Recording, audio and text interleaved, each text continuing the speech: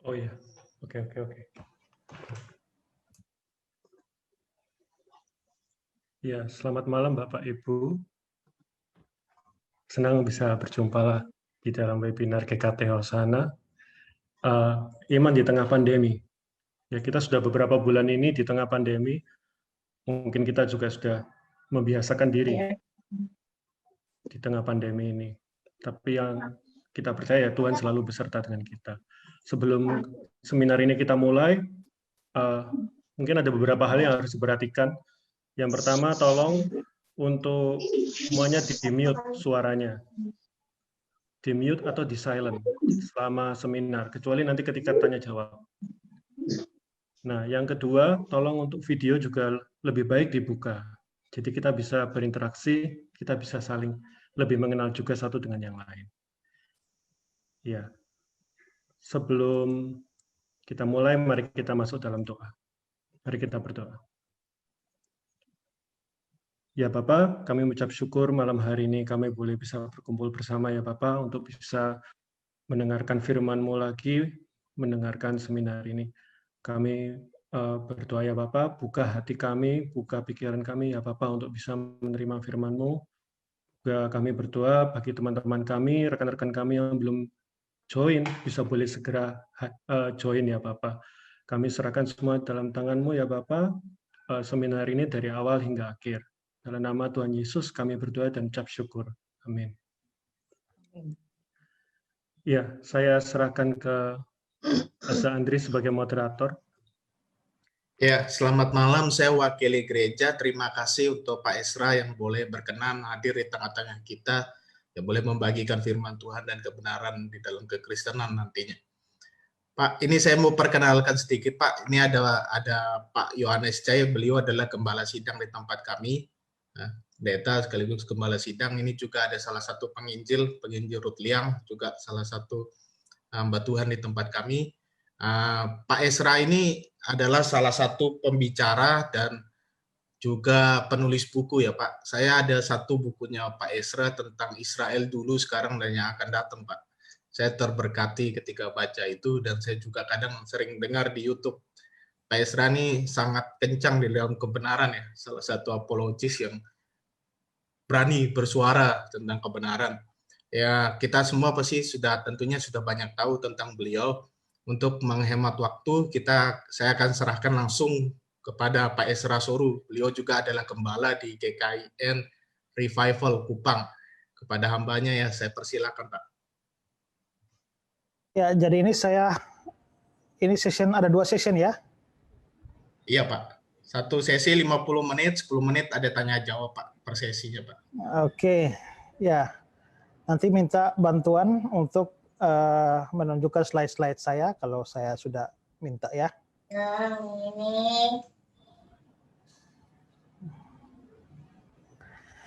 Oke, baik, tema kita ini adalah iman di tengah pandemi ya. Dan sampai saat ini ya, kita masih belum terlepas sepenuhnya dari pandemi corona ini, dan banyak akibat sudah kita bisa rasakan, dampak-dampaknya baik secara sosial, secara kerohanian, secara ekonomi, itu jelas kita mempunyai dampak ya. Misalnya saja bahwa ketika kita pada saat sebelum pandemi ini kita bisa beribadah atau berbakti dengan baik, tapi dengan kondisi semacam ini memang agak sulit, walaupun ada ibadah-ibadah secara online, tetapi ya saya kira ada banyak kendala juga. Bukan hanya kita satu komunitas gereja, tapi bahkan kalau kita bicara secara keseluruhan terhadap semua gereja, ya pasti mempunyai dampak yang besar terhadap kerohanian. Ya, juga masalah perekonomian, bangsa kita juga mengalaminya, gereja juga banyak, kita hadir dalam persekutuan hamba Tuhan, banyak pengeluhan tentang hal itu. Ya, jadi kita memang jelas merasakan ada begitu banyak dampak negatif dari pandemi yang sedang melanda kita. Dan menarik sekali bahwa hari ini kita mau bicara soal iman di tengah pandemi. Nah, memang betul kita membutuhkan iman dalam kondisi semacam ini, ya. Dan satu hal yang kita tidak bisa pungkiri adalah bahwa iman itu tidak bisa didapatkan dari luar firman. Karena iman itu adalah kepercayaan kepada janji Tuhan di dalam firman-Nya, di mana kita dikuatkan, ya, kita dinasihati, kita ditegur, semuanya dari firman. Karena itu kalau kita mau bicara soal iman di tengah pandemi, maka memang kita tidak bisa terlepas dari yang namanya kebutuhan akan firman. Nah, karena itulah maka pada kesempatan ini saya ingin mengajak kita belajar, dan saya mau share bagi kita mendasari pembahasan tema kita ini dengan satu bagian firman Tuhan. Mari kita mungkin lihat bersama-sama 1 Raja-Raja pasal 17. Mungkin slide saya bisa di-share.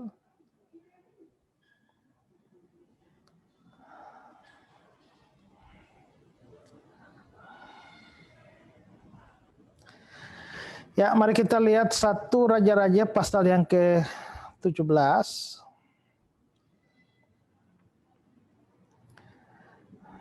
Ya, saya bacakan ya.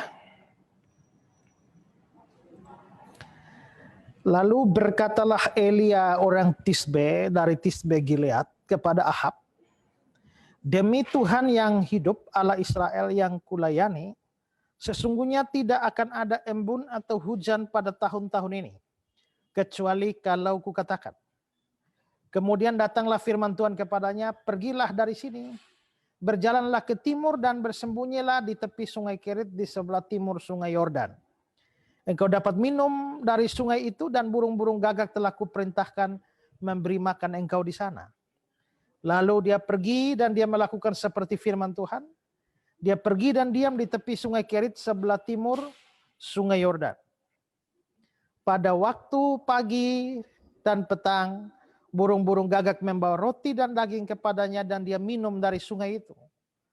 Tetapi sesudah beberapa waktu sungai itu menjadi kering sebab hujan tiada turun di negeri itu. Maka datanglah firman Tuhan kepada Elia, bersiaplah, pergilah ke Sarfat yang termasuk wilayah Sidon dan diamlah di sana. Ketahuilah aku telah memerintahkan seorang janda untuk memberi engkau makan. Sesudah itu dia bersiap lalu pergi ke Sarfat. Setelah dia sampai ke pintu gerbang kota itu, tampaklah di sana seorang janda sedang mengumpulkan kayu api. Dia berseru kepada perempuan itu, katanya, cobalah ambillah bagiku sedikit air dalam kendi supaya aku minum. Ketika perempuan itu pergi dan mengambilnya, dia berseru lagi, cobalah ambil juga bagiku sepotong roti. Perempuan itu menjawab, demi Tuhan Allahmu yang hidup, sesungguhnya tidak ada roti padaku sedikit pun, kecuali segenggam tepung dalam tempayan, dan sedikit minyak dalam buli-buli. Dan sekarang aku sedang mengumpulkan 2-3 potong kayu api. Kemudian aku mau pulang dan mengolahnya bagiku dan bagi anakku. Dan setelah kami memakannya, kami akan mati. Tapi Elia berkata kepadanya, janganlah takut. Pulanglah, buatlah seperti yang kau katakan. Tapi buatlah lebih dahulu bagiku sepotong roti bundar kecil daripadanya, dan bawalah kepadaku. Kemudian barulah kau buat bagimu dan bagi anakmu. Sebab beginilah firman Tuhan Allah Israel, tepung dalam tempayan itu tidak akan habis, dan minyak dalam buli-buli itu pun tidak akan berkurang, sampai pada waktu Tuhan memberi hujan ke atas muka bumi. Lalu pergilah perempuan itu dan berbuat seperti yang dikatakan Elia. Maka perempuan itu dan dia serta anak perempuan itu mendapat makan beberapa waktu lamanya. Tepung dalam tempayan itu tidak habis, dan minyak dalam buli-buli tidak berkurang, seperti firman Tuhan yang diucapkan dengan perantaraan Elia. Ya, baik saudara-saudara, kita mau bahas ini di bawah tema iman di tengah pandemi. Nah, cerita yang baru saja kita baca ini terjadi pada zaman bangsa Israel dipimpin oleh Raja Ahab. Dan Raja Ahab itu adalah raja yang sangat terkenal karena kejahatannya. Kalau kita lihat 1 Raja-Raja 16, 29 sampai 30. Coba lihat. 1 Raja-Raja 16 ayat 29 sampai 30. Ahab anak Omri menjadi raja atas Israel, ayat 30. Ahab bin Omri melakukan apa yang jahat di mata Tuhan lebih daripada semua orang yang mendahuluinya. Berarti memang Israel sedang dipimpin oleh seorang raja, tapi ini raja yang jahat luar biasa dengan boleh dikatakan dia memecahkan rekor kejahatan dari raja-raja sebelumnya. Terus apa saja kejahatannya? Kejahatannya terlihat di dalam ayat 31 sampai 33. Ya, lihat ayat 31 sampai 33. Seakan-akan belum cukup, dia hidup dalam dosa-dosa Yerobeam bin Nehat. Maka dia mengambil pula Isabel anak Etbaal, raja orang Sidon, menjadi istrinya. Sehingga dia pergi beribadah kepada Baal dan sujud menyembah kepadanya. Kemudian dia membuat mezbah untuk Baal dan di kuil Baal yang didirikannya di Samaria. Sesudah itu Ahab membuat patung Asyera. Dan Ahab melanjutkan bertindak demikian sehingga ia menimbulkan sakit hati Tuhan Allah Israel lebih dari semua raja-raja Israel yang mendahuluinya. Jadi kita melihat ini orang ini kejahatan luar biasa ya. Dia hidup dalam dosa Yerobeam. Lalu dikatakan bahwa dia mengambil Isabel anak Etbaal raja orang Sidon, itu berarti dia kawin campur dan itu dilarang pada masa itu. Ya. Juga dia beribadah kepada Baal, beribadah kepada Asyera, dan dikatakan bahwa semua kejahatannya itu sungguh-sungguh membuat Tuhan sakit hati. Ya, jadi Israel sedang dipimpin oleh raja yang jahat sekali. Tapi bukan hanya rajanya saja yang jahat, orang Israel sendiri juga jahat. Ya, dan karena kejahatan mereka semua itulah maka Tuhan lalu mengirimkan Nabi Elia untuk menyatakan firman seperti di ayat 1. Pasal 17, 1 Raja-Raja 17 ayat 1 dikatakan begini. Ya, lalu berkatalah Elia orang Tisbe dari Tisbe Gilead kepada Ahab, demi Tuhan yang hidup Allah Israel yang kulayani, sesungguhnya tidak akan ada embun atau hujan pada tahun-tahun ini kecuali kukatakan. Jadi ini semacam hukuman dari Tuhan untuk kejahatan Ahab dan juga Israel. Tidak ada embun atau hujan, ini jelas menimbulkan kekeringan. Dan jikalau sudah kekeringan, maka pasti akan membawa kelaparan yang besar. Coba kita banding dengan Lukas pasal 4 ayat 25. Lukas 4 ayat 25. Dan aku berkata padamu, dan kataku ini benar, pada zaman Elia terdapat banyak perempuan janda di Israel. Ketika langit tertutup selama 3 tahun dan 6 bulan. Dan ketika bahaya kelaparan yang hebat menimpa seluruh negeri. Jadi kita bisa lihat bahwa di sini memang konfirmasi dari perjanjian baru. Memang pada zaman Elia itu memang terjadi kelaparan yang sangat hebat yang menimpa seluruh negeri. Mengapa Tuhan memberikan hukuman dalam bentuk tidak ada embun, tidak ada hujan, tidak ada embun dan hujan yang menyebabkan kekeringan dan kelaparan? Kenapa tidak hukuman yang lain, misalnya air bah, atau misalnya bencana alam lainnya, atau misalnya api membakar mereka? Kenapa bukan hukuman yang lain, tapi hukumannya adalah tidak ada embun atau hujan sehingga terjadi kelaparan dan kekeringan. Nah, hukuman ini dipilih oleh Tuhan itu bukan sembarangan. Karena Tuhan mau menunjukkan bahwa dia lebih berkuasa dari segala macam berhala-berhala dari Ahab dan Isabel. Tadi kita lihat ayatnya bahwa Ahab menyembah Baal dan juga Asyera. Nah, Baal dan Asyera yang disembah oleh Ahab itu sebenarnya adalah dewa dan dewi kesuburan. Ya, dewa dan dewi kesuburan. Coba kita lihat W.E. Wine. Dia mengatakan begini dalam dictionary-nya. Kata Baal menunjuk pada ilah lain di samping Allah Israel. Baal adalah nama yang diberikan kepada dewa kesuburan Kanaan. Jadi ada dewa kesuburan. Lalu International Standard Bible Encyclopedia itu memberikan keterangan begini. Asyerah secara eksklusif adalah dewi kesuburan. Jadi Baal itu dewa kesuburan Kanaan. Asyerah ini dewi kesuburan Kanaan. Berarti Ahab sedang menyembah dewa dan dewi kesuburan. Kalau kita lihat gambar ini, ya, ini adalah gambar dari Baal dan Asyerah. Ya, dewa Baal dan dewi Asyerah. Inilah dewa kesuburan dan dewi kesuburan dari orang-orang Kanaan yang disembah oleh Ahab. Jadi di sini semacam pertarungan bahwa jikalau kalian mengandalkan dewa dan dewi kesuburan, sekarang Tuhan memberikan hukuman yang persis, yaitu kelaparan, kekeringan, tidak ada hujan, tidak ada embun. Untuk menunjukkan bahwa jikalau Tuhan memang melakukan itu, dewi kesuburan, dewa kesuburan pun tidak bisa bikin apa-apa. Ya. Nah, dengan hukuman, kekeringan dan kelaparan, tidak ada embun, tidak ada hujan, akhirnya memang menunjukkan superioritas Yahweh di atas semua berhala-berhala bangsa Kanaan pada waktu itu. Coba kita bandingkan dengan Yeremia pasal 14 ayat 22. Adakah yang dapat menurunkan hujan di antara dewa kesia-siaan bangsa itu?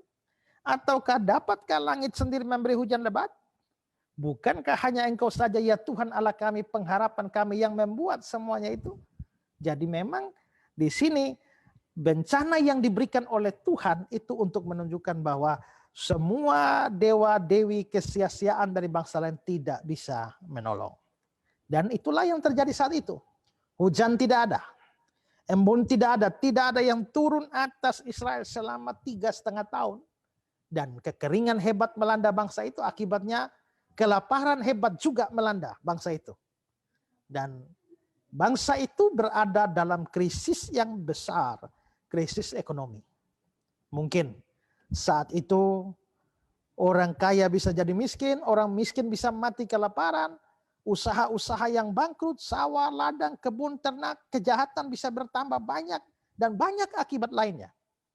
Dan itu adalah situasi yang lebih buruk dari kondisi kita saat ini. Kita memang ada dalam masa pandemi, tapi melihat gambaran itu menurut saya kondisi kita tidak atau belumlah separah apa yang dialami oleh orang-orang Israel pada zaman Ahab itu, ya. Nah, tapi dalam krisis semacam ini Tuhan tahu memelihara hamba-hambanya, Tuhan tahu memelihara orang-orang percaya, dia dapat memelihara mereka, dia dapat memenuhi kebutuhan mereka, sehingga mereka dapat terus eksis, dapat bertahan dan bertumbuh melewati setiap krisis yang ada. Dan itu dia lakukan secara khusus kepada baik Elia maupun juga janda Sarfat yang tadi kita sudah baca. Ya.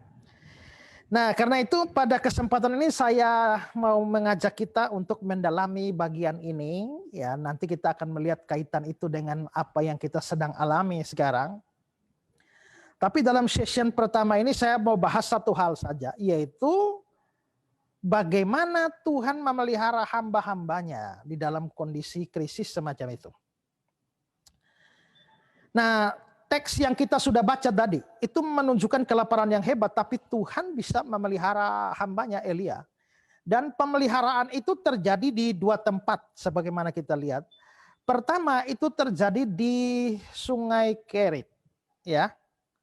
Begitu terjadi kelaparan, Tuhan menyuruh Elia ke Sungai Kerit. Ayat 2-3.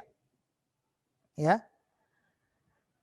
Kemudian datanglah firman Tuhan kepadanya, pergilah dari sini, berjalanlah ke timur dan bersembunyilah di tepi Sungai Kerit di sebelah timur Sungai Yordan. Bersembunyilah. Kenapa disuruh bersembunyi? Ya jelas karena ada Ahab dan Isabel yang pasti mengejar Elia dan hendak membunuhnya. Karena itulah dia bersembunyi, tapi sekaligus di tempat itu Tuhan memelihara dia.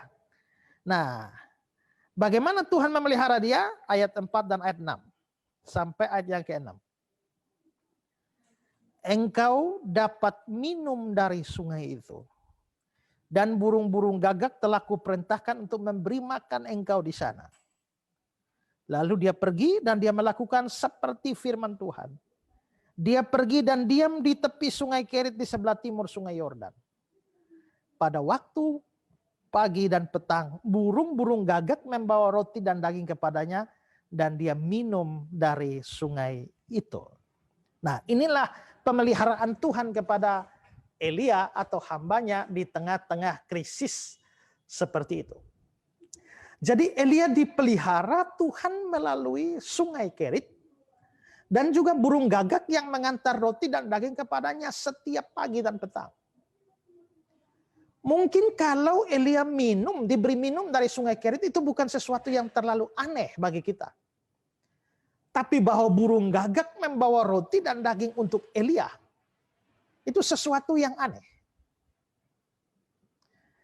Saudara perlu ketahui bahwa burung gagak ini bukan membawa daging sisa mangsanya atau daging bangkai. Karena itu tidak mungkin dimakan oleh Elia, karena itu makanan haram bagi orang Israel kalau bangkai. Jadi burung gagak ini benar-benar membawa daging yang halal bagi Elia, di samping juga membawa roti.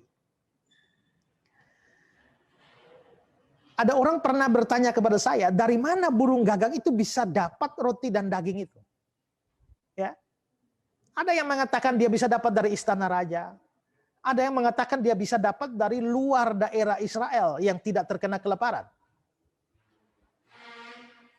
Kita memang tidak tahu pasti dari mana sumber roti dan daging itu. Tapi pastilah itu Tuhan menyediakan, dan itu sesuai dengan perintah Tuhan. Coba lihat ayat 4-nya. 1 Raja-Raja 17 ayat 4. Engkau dapat minum dari sungai itu, dan burung-burung gagak telah kuperintahkan untuk memberi makan engkau di sana. Yang saya garis bawah itu menarik. Burung-burung gagak telah kuperintahkan. Jadi entah dia dapat dari istana raja atau dari luar daerah Israel, tapi yang pasti adalah bahwa Tuhanlah yang memerintahkan gagak itu untuk memberi Elia makan. Nah, ada lagi yang menarik, saudara. Ada seorang pegawai Ahab yang takut akan Tuhan sebenarnya. Namanya Obadya. Sewaktu Isabel membunuh nabi-nabi Tuhan, Obadya ini sempat menyembunyikan 100 orang nabi dan memberi mereka makan. Nah, apa yang diberi makannya, makanan apa? Dan coba kita lihat 1 Raja-Raja 18 ayat 4. Karena pada waktu Isabel melenyapkan nabi-nabi Tuhan, Obadya mengambil 100 orang nabi. Lalu menyembunyikan mereka 50-50 sekelompok dalam gua, dan mengurus makanan dan minuman mereka. Perhatikan di sini, mengurus makanan dan minuman. Makan apa, minum apa, belum tahu. Tapi mari kita bandingkan dengan terjemahan King James, ya. Khusus untuk makan dan minum itu diterjemahkan, ya, and feed them with bread and water. Jadi memberi makan mereka dengan roti dan air. Nah, jadi Obadya memelihara nabi-nabi itu dan memberi nabi-nabi itu makanan, roti dan air. Roti dan air dari mana? Pasti dari istana. Jadi kelihatannya kelaparannya begitu hebat pada masa itu, sampai makanan di istana Ahab pun itu hanya roti dan air. Menu istana itu adalah roti dan air. Tapi menunya Elia itu adalah roti, air, ada kelebihannya, yaitu daging. Jadi ini sesuatu yang luar biasa bahwa Tuhan sanggup memelihara Elia. Bahkan dia mendapatkan menu yang lebih baik daripada menunya istana, ya.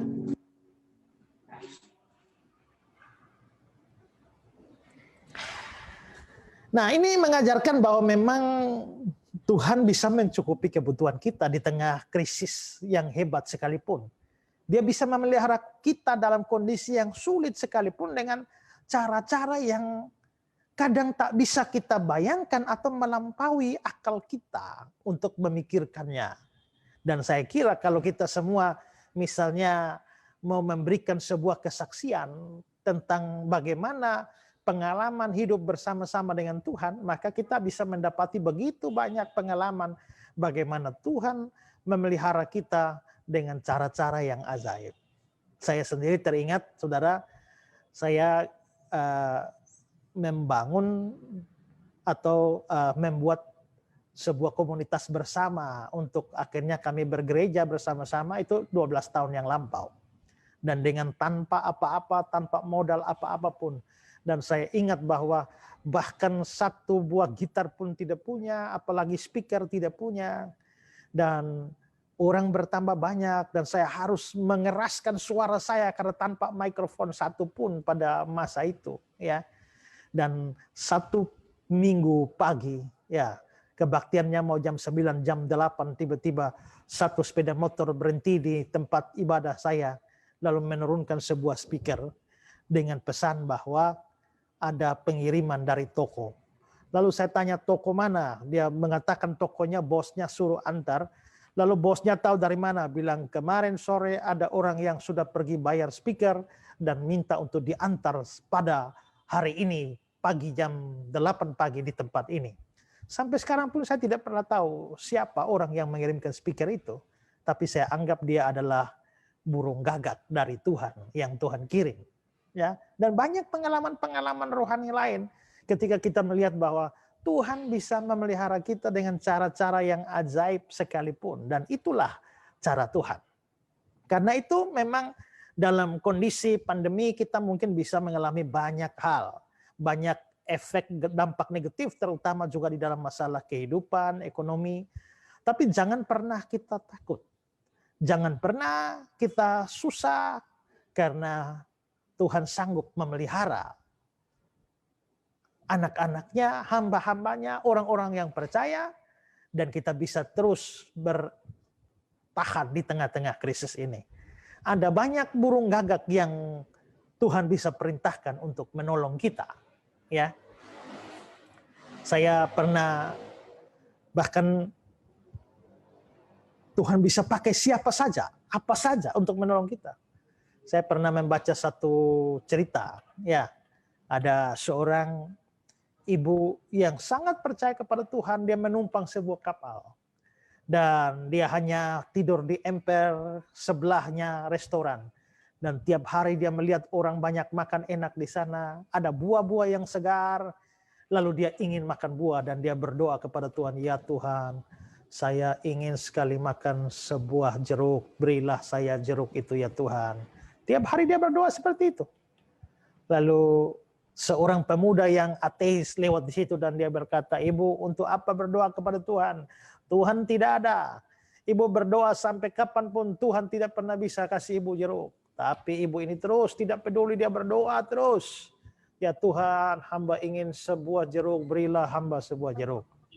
Akhirnya pemuda ateis itu muncul pikiran nakal untuk mengerjain ibu ini.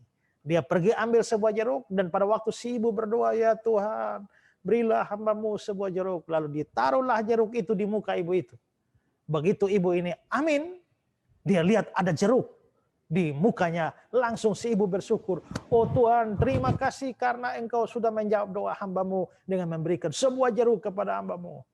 Lalu si pemuda ateis itu mulai mengolok dia. Hei ibu tua yang bodoh, itu bukan Tuhan yang berikan kau jeruk. Itu tadi waktu kau berdoa, saya yang taruh jeruk di situ. Begitu si ibu dengar bahwa pemuda itu yang taruh jeruk itu, si ibu langsung angkat tangan dan berdoa pada Tuhan. Oh Tuhan, terima kasih. Engkau membuat mujizat yang kedua. Mujizat yang pertama engkau sudah membawa jeruk, tapi yang mujizat lebih hebat adalah engkau bisa pakai seorang anak setan untuk membawa jeruk itu ke hadapan saya. Nah, ini kita bisa lihat bahwa bahkan seorang anak setan pun kalau Tuhan mau pakai untuk memberkati anak-anaknya, itu bukan sesuatu hal yang sukar, sesuatu hal yang mustahil. Karena itu dengan pengalaman Elia di tepi sungai Kerit yang dipelihara oleh Tuhan, kita belajar bahwa di tengah krisis, di tengah pandemi yang hebat pun, Tuhan tidak kekurangan cara untuk memelihara kita. Tuhan tidak kekurangan cara karena Dia punya banyak burung gagak untuk memberkati dan mencukupkan kebutuhan kita. Ya. Oke, itu di tempat yang pertama, di Sungai Kerit. Sekarang kita melihat di tempat yang kedua, yaitu di Sarfat. Nah, pada waktu Sungai Kerit jadi kering, Tuhan lalu suruh Elia ke Sarfat. Dan Tuhan mengatakan bahwa Dia telah memerintahkan seorang janda untuk memelihara Elia. Ayat 7-9 dari pasal 17 tadi. Tetapi sesudah beberapa waktu, sungai itu menjadi kering sebab tiada turun di negeri itu.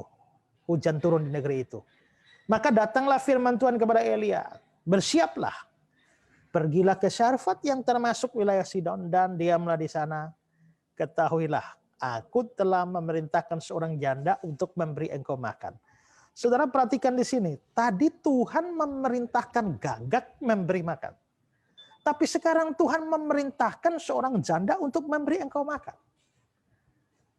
Ini sesuatu yang menarik, bahwa ternyata di balik makannya Elia, terpeliharanya Elia, itu semua itu datangnya atau sumbernya dari Tuhan memerintahkan. Ya. Elia lalu pergi ke Sarfat dan dia ketemu seorang janda. Dia minta air, lalu minta roti pada janda itu. Ayat 10 dan 11. Ya. Sesudah itu dia bersiap, lalu pergi ke Sarfat. Setelah sampai di pintu gerbang kota itu, tampaklah di sana seorang janda sedang mengumpulkan kayu api. Dia berseru kepada perempuan itu, katanya, cobalah ambil bagiku sedikit air dalam kendi, supaya aku minum. Ketika perempuan itu pergi mengambilnya, dia berseru lagi, cobalah ambil juga bagiku sepotong roti. Janda itu mau memberi air. Tapi pada waktu Elia minta roti, janda itu menjawab seperti ayat 12. Demi Tuhan Allahmu yang hidup, sesungguhnya tidak ada roti padaku sedikit pun, kecuali segenggam tepung dalam tempayan dan sedikit minyak dalam buli-buli. Dan sekarang aku sedang mengumpulkan 2-3 potong kayu api. Kemudian aku mau pulang dan mengolahnya bagiku dan bagi anakku, dan setelah kami memakannya, maka kami akan mati. Nah, ini jelas menunjukkan satu kondisi krisis yang hebat. Pada waktu minta air itu tidak masalah. Mungkin karena dia wilayah luar Israel. Tapi kenapa bisa terjadi kelaparan yang hebat juga? Ada penafsir mengatakan bahwa karena wilayah Sarfat itu menerima suplai makanan dari Israel. Sehingga begitu Israel mengalami kelaparan yang hebat, maka Sarfat pun terpengaruh. Ya.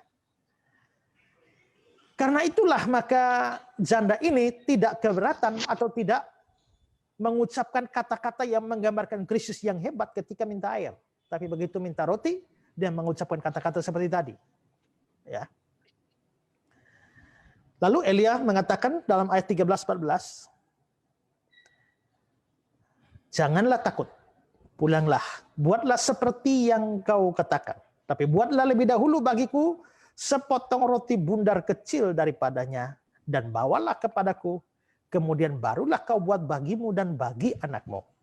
Sebab beginilah firman Tuhan Allah Israel, tepung dalam tempayan itu tidak akan habis, minyak dalam buli-buli itu pun tidak akan berkurang sampai pada waktu Tuhan memberi hujan ke atas muka bumi. Ini jelas ujian iman bagi janda itu ya.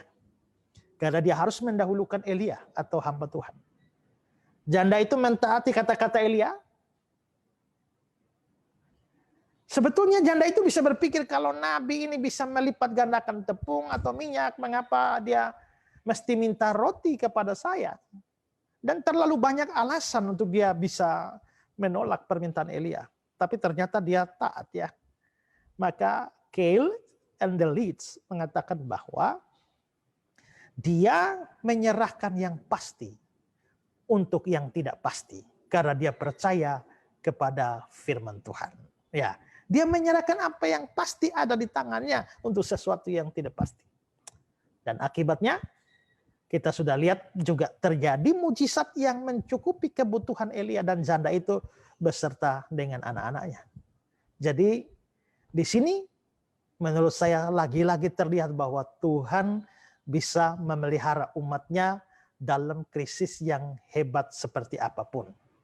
Tapi yang saya mau tekankan di sini ya adalah ternyata Tuhan tidak memberi makan kepada Elia menggunakan seorang konglomerat. Tapi justru dia menggunakan seorang janda yang melarat. Tuhan, kalau boleh saya katakan, memang sering melakukan hal-hal yang di luar dugaan kita. Tadinya dia gunakan burung gagak untuk memberi makan, padahal burung gagak itu makanannya ya daging itu. Sekarang dia memberi makan menggunakan janda yang melarat. Jelas terlihat bahwa sering Tuhan melakukan hal-hal yang di luar dugaan kita. Ya. Jadi terlihat bahwa dalam krisis yang hebat pun anak-anak Tuhan bisa bertahan. Dalam pandemi yang hebat pun kita bisa tetap eksis. Bahkan bisa terus bertumbuh dan hidup dengan banyak cara. Bahkan cara-cara yang melampaui pikiran atau perkiraan kita. Karena cara-cara ajaib Tuhan bisa memelihara anak-anaknya. Ya, ini berlaku bagi Elia, berlaku bagi janda Sarfat itu, dan berlaku juga bagi semua kita. Ya, jadi biarlah ini memberikan keyakinan kepada kita tentang pemeliharaan. Iman bahwa Tuhan sanggup memelihara kita. Iman bahwa Tuhan tidak kekurangan cara memberkati kita. Iman bahwa Tuhan mempunyai banyak burung gagak untuk memelihara kita. Iman bahwa dia mempunyai juga ya janda untuk memelihara kita. Ya, nah karena itulah maka di sini tema kita iman di tengah pandemi. Marilah kita belajar beriman dalam semua kondisi yang ada. Nah, nanti pada bagian atau sesi yang kedua, saya akan mengajak kita untuk belajar bagaimana seharusnya kita bersikap di tengah-tengah krisis semacam ini.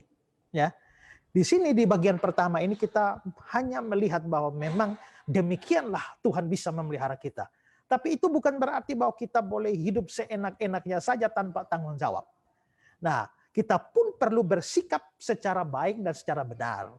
Dan bagaimana kita bersikap secara benar, hidup secara baik, secara bijaksana di tengah-tengah krisis atau juga pandemi yang ada. Nah, itu kita akan bahas dalam session kita yang kedua. Ya, saya sampai di sini dulu, nanti kita sambung. Oke. Ya, terima kasih untuk Pak Esra untuk sesi yang pertama. Kepada Bapak Ibu sekalian, apakah ada yang ingin bertanya langsung kepada Pak Esra? Saya persilakan ya, yang ingin bertanya langsung. Kalau yang ingin bertanya langsung unmute saja, langsung ditanya kepada Pak Esra. Apakah ada dari Bapak-Bapak atau Ibu-Ibu sekalian yang ingin bertanya? Atau saya mulai dulu dari Pak. Saya, boleh, selamat Pak. malam. Silakan Pak Mulyadi, saya persilakan untuk bertanya langsung kepada Pak Esra. Ya, selamat malam Pak Esra dan semuanya. Ya, malam Pak. Yang ingin saya pertanyakan di sini, tadi Pak Esra sempat menjelaskan ada penjelasan tentang mujizat, tentang pemeliharaan Tuhan. Ya. Kalau menurut Pak Esra sendiri, perbedaan yang pasti itu seperti apa Pak untuk membedakan kita ini antara mujizat dengan pemeliharaan Tuhan? Karena akhir-akhir ini banyak sekali kata yang dipakai itu sedikit-sedikit mujizat, sedikit-sedikit mujizat. Bangun tidur pun katanya mujizat. Seperti itu Pak Esra. Ya, terima kasih. Begini, mujizat itu adalah sesuatu yang sifatnya supranatural, ya. Dan kalau boleh saya buat definisi dari mujizat itu adalah sesuatu yang menyimpang dari biasanya.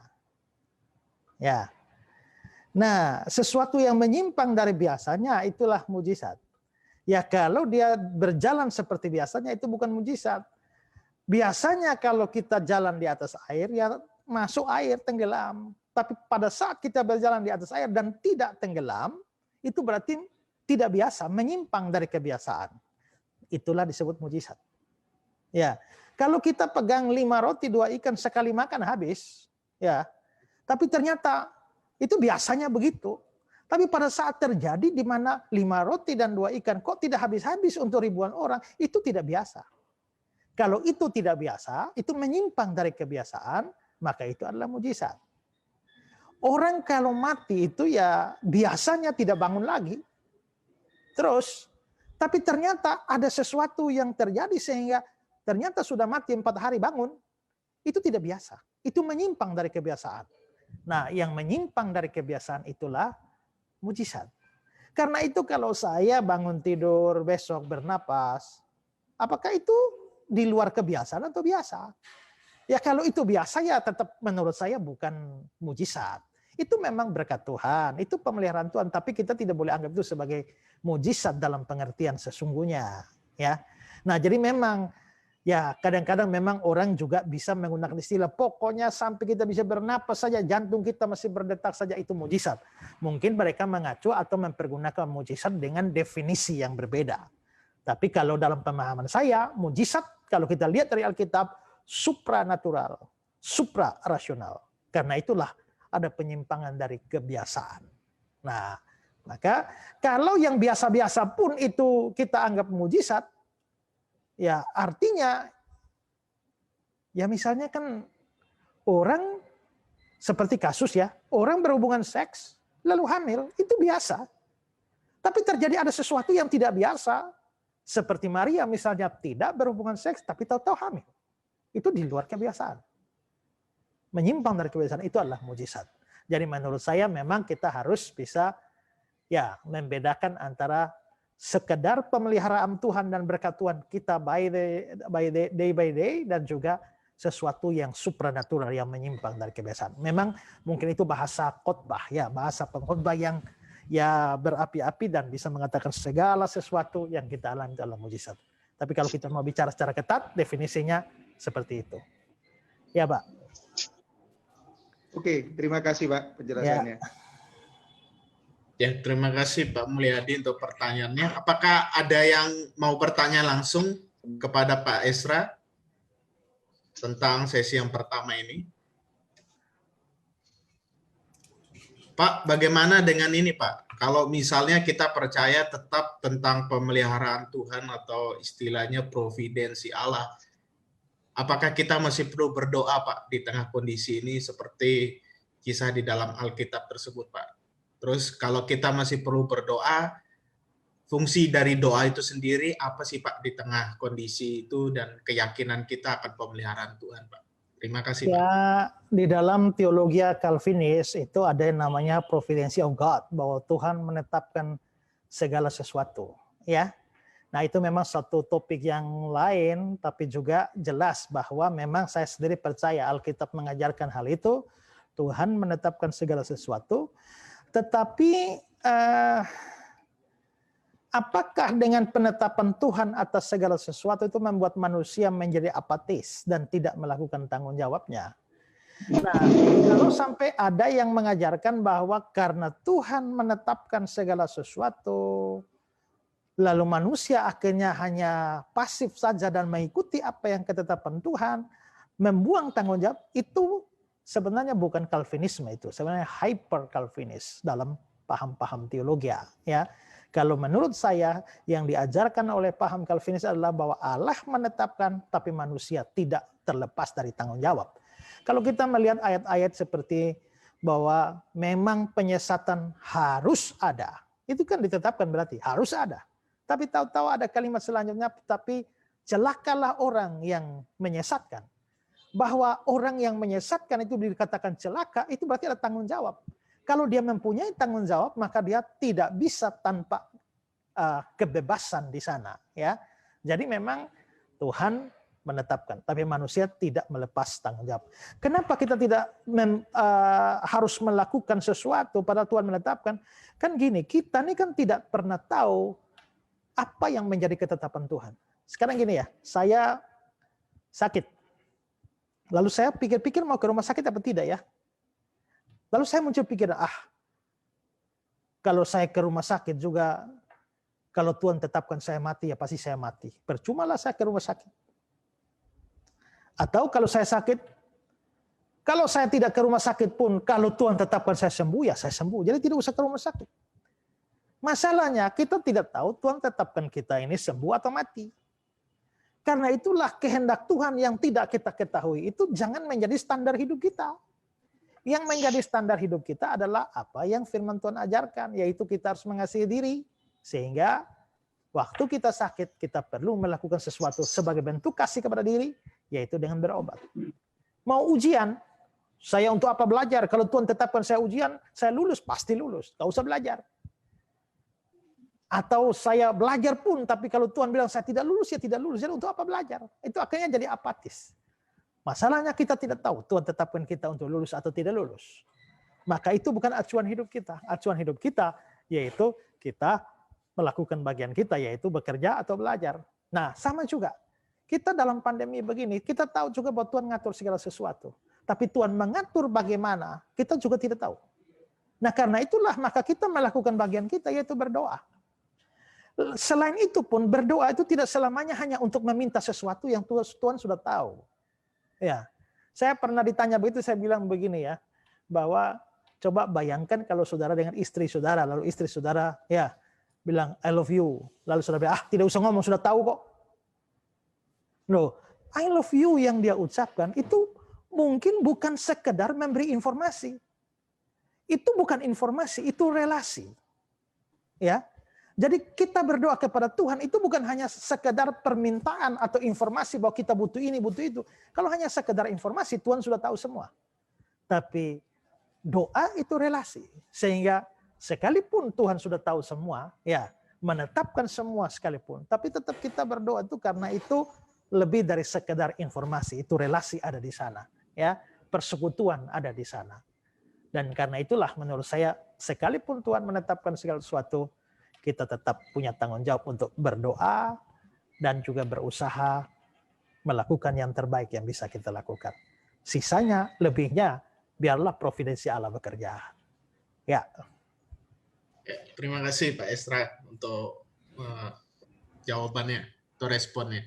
Kepada Bapak Ibu sekalian, apakah ada yang ingin bertanya langsung kepada Pak Esra? Kalau ingin bertanya langsung saja unmute, langsung ngomong supaya langsung bisa ditahu ya pertanyaannya apa. Apakah ada?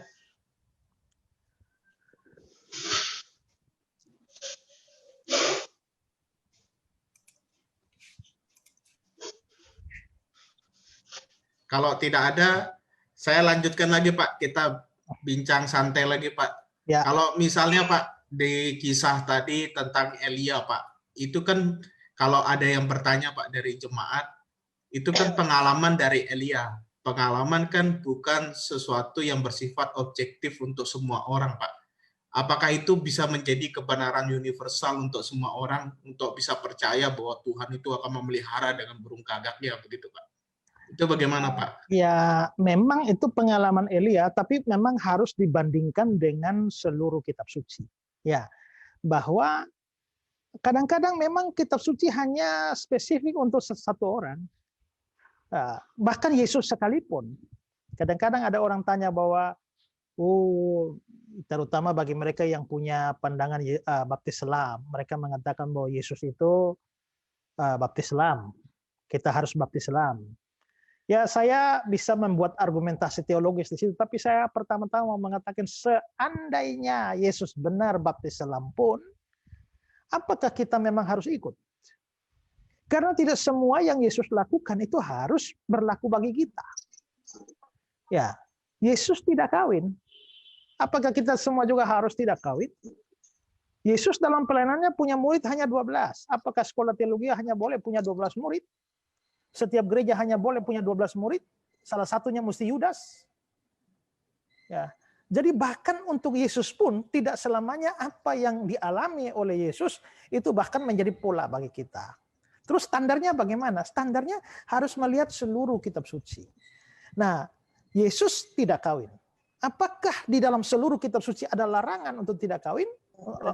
Perintah untuk kita tidak boleh kawin? Ternyata tidak. Berarti dalam hal itu Yesus tidak perlu jadi teladan bagi kita. Ya. Tapi misalnya dalam hal memberitakan Injil, Yesus beritakan Injil, kita periksa seluruh kitab suci yang lain. Apakah ada perintah untuk beritakan Injil? Ada. Kalau begitu dalam hal memberitakan Injil, Yesus jadi teladan kita. Mati di kayu salib, Yesus alami itu. Apakah kita harus alami itu? Waktu kita periksa di seluruh kitab suci, adakah perintah untuk kita mati di atas kayu salib? Tidak ada. Kalau begitu dalam hal mati di atas kayu salib, Yesus tidak perlu kita teladani. Ya, jadi patokannya adalah membandingkan itu dengan seluruh kebenaran firman Tuhan. Nah, pengalaman Tuhan memelihara Elia itu memang pengalaman pribadi. Tapi apakah di seluruh kitab suci atau bagian kitab suci yang lain adalah ada ajaran bahwa memang Tuhan tahu memelihara hamba-hambanya di tengah-tengah kesulitan? Ternyata itu juga adalah pengajaran kitab suci. Misalnya saja Yesus sendiri mengatakan, janganlah kamu khawatir akan apa yang kamu makan, minum, pakai. Ya, serahkanlah segala kekhawatiranmu kepada Tuhan. Nah, kalau begitu dilihat dari seluruh kitab suci ada ajaran tentang pemeliharaan Tuhan, maka dalam hal seperti itu pengalaman pribadi Elia itu dapat menjadi teladan bagi kita atau dapat berlaku bagi kita. Ya, jadi kuncinya adalah bahwa dari seluruh pengajaran kitab suci itu bagaimana. Ya, memang di sini kita hanya menyoroti Elia, tapi memang bahwa Tuhan itu adalah pemelihara, itu adalah berita kitab suci yang berlaku universal bagi orang-orang percaya. Ya. Terima kasih Pak Esra untuk respon dan pernyataan yang baik untuk kita semua belajar. Apakah ada Bapak Ibu yang ingin bertanya secara langsung? Kalau tidak ada, saya lagi untuk ini Pak. Ya. Kita ngobrol-ngobrol lagi Pak. Ya. Bagaimana dengan kondisi pandemi ini Pak? Karena ada sebagian orang itu mengatakan pandemi ini adalah hukuman Tuhan. Kalau kita kaitkan dengan tadi kisah dari Elia, itu juga berupa hukuman Tuhan kepada umat Israel dan sebagainya. Kalau menurut Bapak bagaimana Pak? Dengan misalnya ada pemikiran-pemikiran di luar sana berkenaan dengan pandemi ini adalah hukuman Tuhan, berarti kita semua harus bertobat dan lain sebagainya, begitu Pak? Kita tidak bisa memastikan hal itu. Tapi yang pertama harus kita pahami bahwa memang dari sudut pandang yang lebih luas, toh semua penderitaan masuk ke dalam dunia ini kan setelah ada dosa. Ya, kalau kita mengacu kepada Kejadian pasal 3, sebelum itu kan semua baik-baik saja. Tapi segala macam sakit, penyakit, penderitaan, kesulitan, kesengsaraan itu masuk ke dalam dunia itu pasca kejatuhan. Jadi dari sudut pandang yang lebih luas seperti itu memang ada hubungan dengan dosa juga. Ya. Tapi secara spesifik apakah pandemi corona ini ada hubungan dengan dosa? Kita tidak tahu. Ya, saya tidak mau memastikan itu karena ya bisa saja itu adalah hukuman Tuhan untuk dunia yang sedang berdosa, bisa juga tidak. Ya. Jadi dalam hal ini saya tidak bisa memastikan itu. Tapi memang kalau kita tidak bisa memastikan, mungkin juga ini menjadi ada baiknya bagi kita juga untuk menjadi kesempatan bagi kita untuk mengaku dosa di hadapan Tuhan. Mengapa perlu? Karena bagaimanapun juga kita orang berdosa. Entah ada hubungan langsung antara pandemi ini dengan dosa kita tidak tahu. Tapi bahwa kita orang berdosa, ya. Dan memang permohonan pengampunan, pertobatan kepada Tuhan itu diperlukan. Terlepas dari corona ini hukuman Tuhan atau tidak. Juga ada berkaitan dengan teori konspirasi dan macam-macam sebagainya. Ya, walaupun saya agak, ya it's okay kita menerima semua sebagai wacana. Tapi meyakini itu pun saya tidak meyakininya. Jadi sampai saat ini mungkin dari sisi saya sendiri pribadi, saya lebih condong bahwa ini memang suatu bencana, satu musibah yang melanda dunia. Entah apa akibat atau penyebab dari musibah itu, dari sudut pandang Tuhan, saya tidak tahu. Ya, tapi memang dari kasus Elia, bencana itu terjadi karena dosa. Itu kita tahu persis karena Alkitab ngomong. Tapi waktu kita mengalami langsung, kita tidak tahu. Karena ini sesuatu yang bukan hanya sifatnya pribadi, tapi ini mendunia. Ya, bisa ya, bisa tidak. Gitu. Terima kasih Pak Esra. Ya, ini ada satu, ini ada pertanyaan langsung dari Pendeta Yohanes C. Saya persilakan. Ya, Pendeta Esra mungkin bisa dibantu perjelas karena berkaitan dengan iman di tengah pandemi ini banyak harapan-harapan dan konsep-konsep dari jemaat. Kadang-kadang kalau orang beriman maka mereka akan dilindungi, seperti yang tadi dialami oleh perempuan janda Sarfat, Elia, perlindungan, pemeliharaan Tuhan. Tetapi di balik semuanya itu, selain itu ada juga kejadian-kejadian orang-orang berharap dilindungi, dijaga, dipelihara dengan konsep yang tadi, sehat, tetapi kelihatannya bahwa juga ada orang-orang yang begitu mencintai Tuhan, mereka jatuh, mereka juga sakit, bahkan ada yang keluarga-keluarga dari pendeta-pendeta yang juga meninggal dunia di tengah-tengah pandemi ini gitu. Kadang-kadang mereka menjadi confused. Nah, mungkin bisa dibantu, diperjelaskan Pak, supaya mereka boleh dikuatkan, mendapat pencerahan. Terima kasih Pak. Ya, pemeliharaan Tuhan memang tidak dalam satu batasan tertentu. Ya, tapi bahkan kita kalau melihat di Alkitab juga ya orang yang saleh seperti Ayub pun juga menderita kok. Ya. Dan kadang-kadang memang Tuhan mengizinkan anak-anaknya tuh masuk ke dalam kesulitan-kesulitan yang besar. Ya. Bahkan kematian sekalipun, tapi justru menurut saya kan seandainya ada anak Tuhan, ada dua anak Tuhan yang satu luput dari musibah, satu terkena musibah. Ya.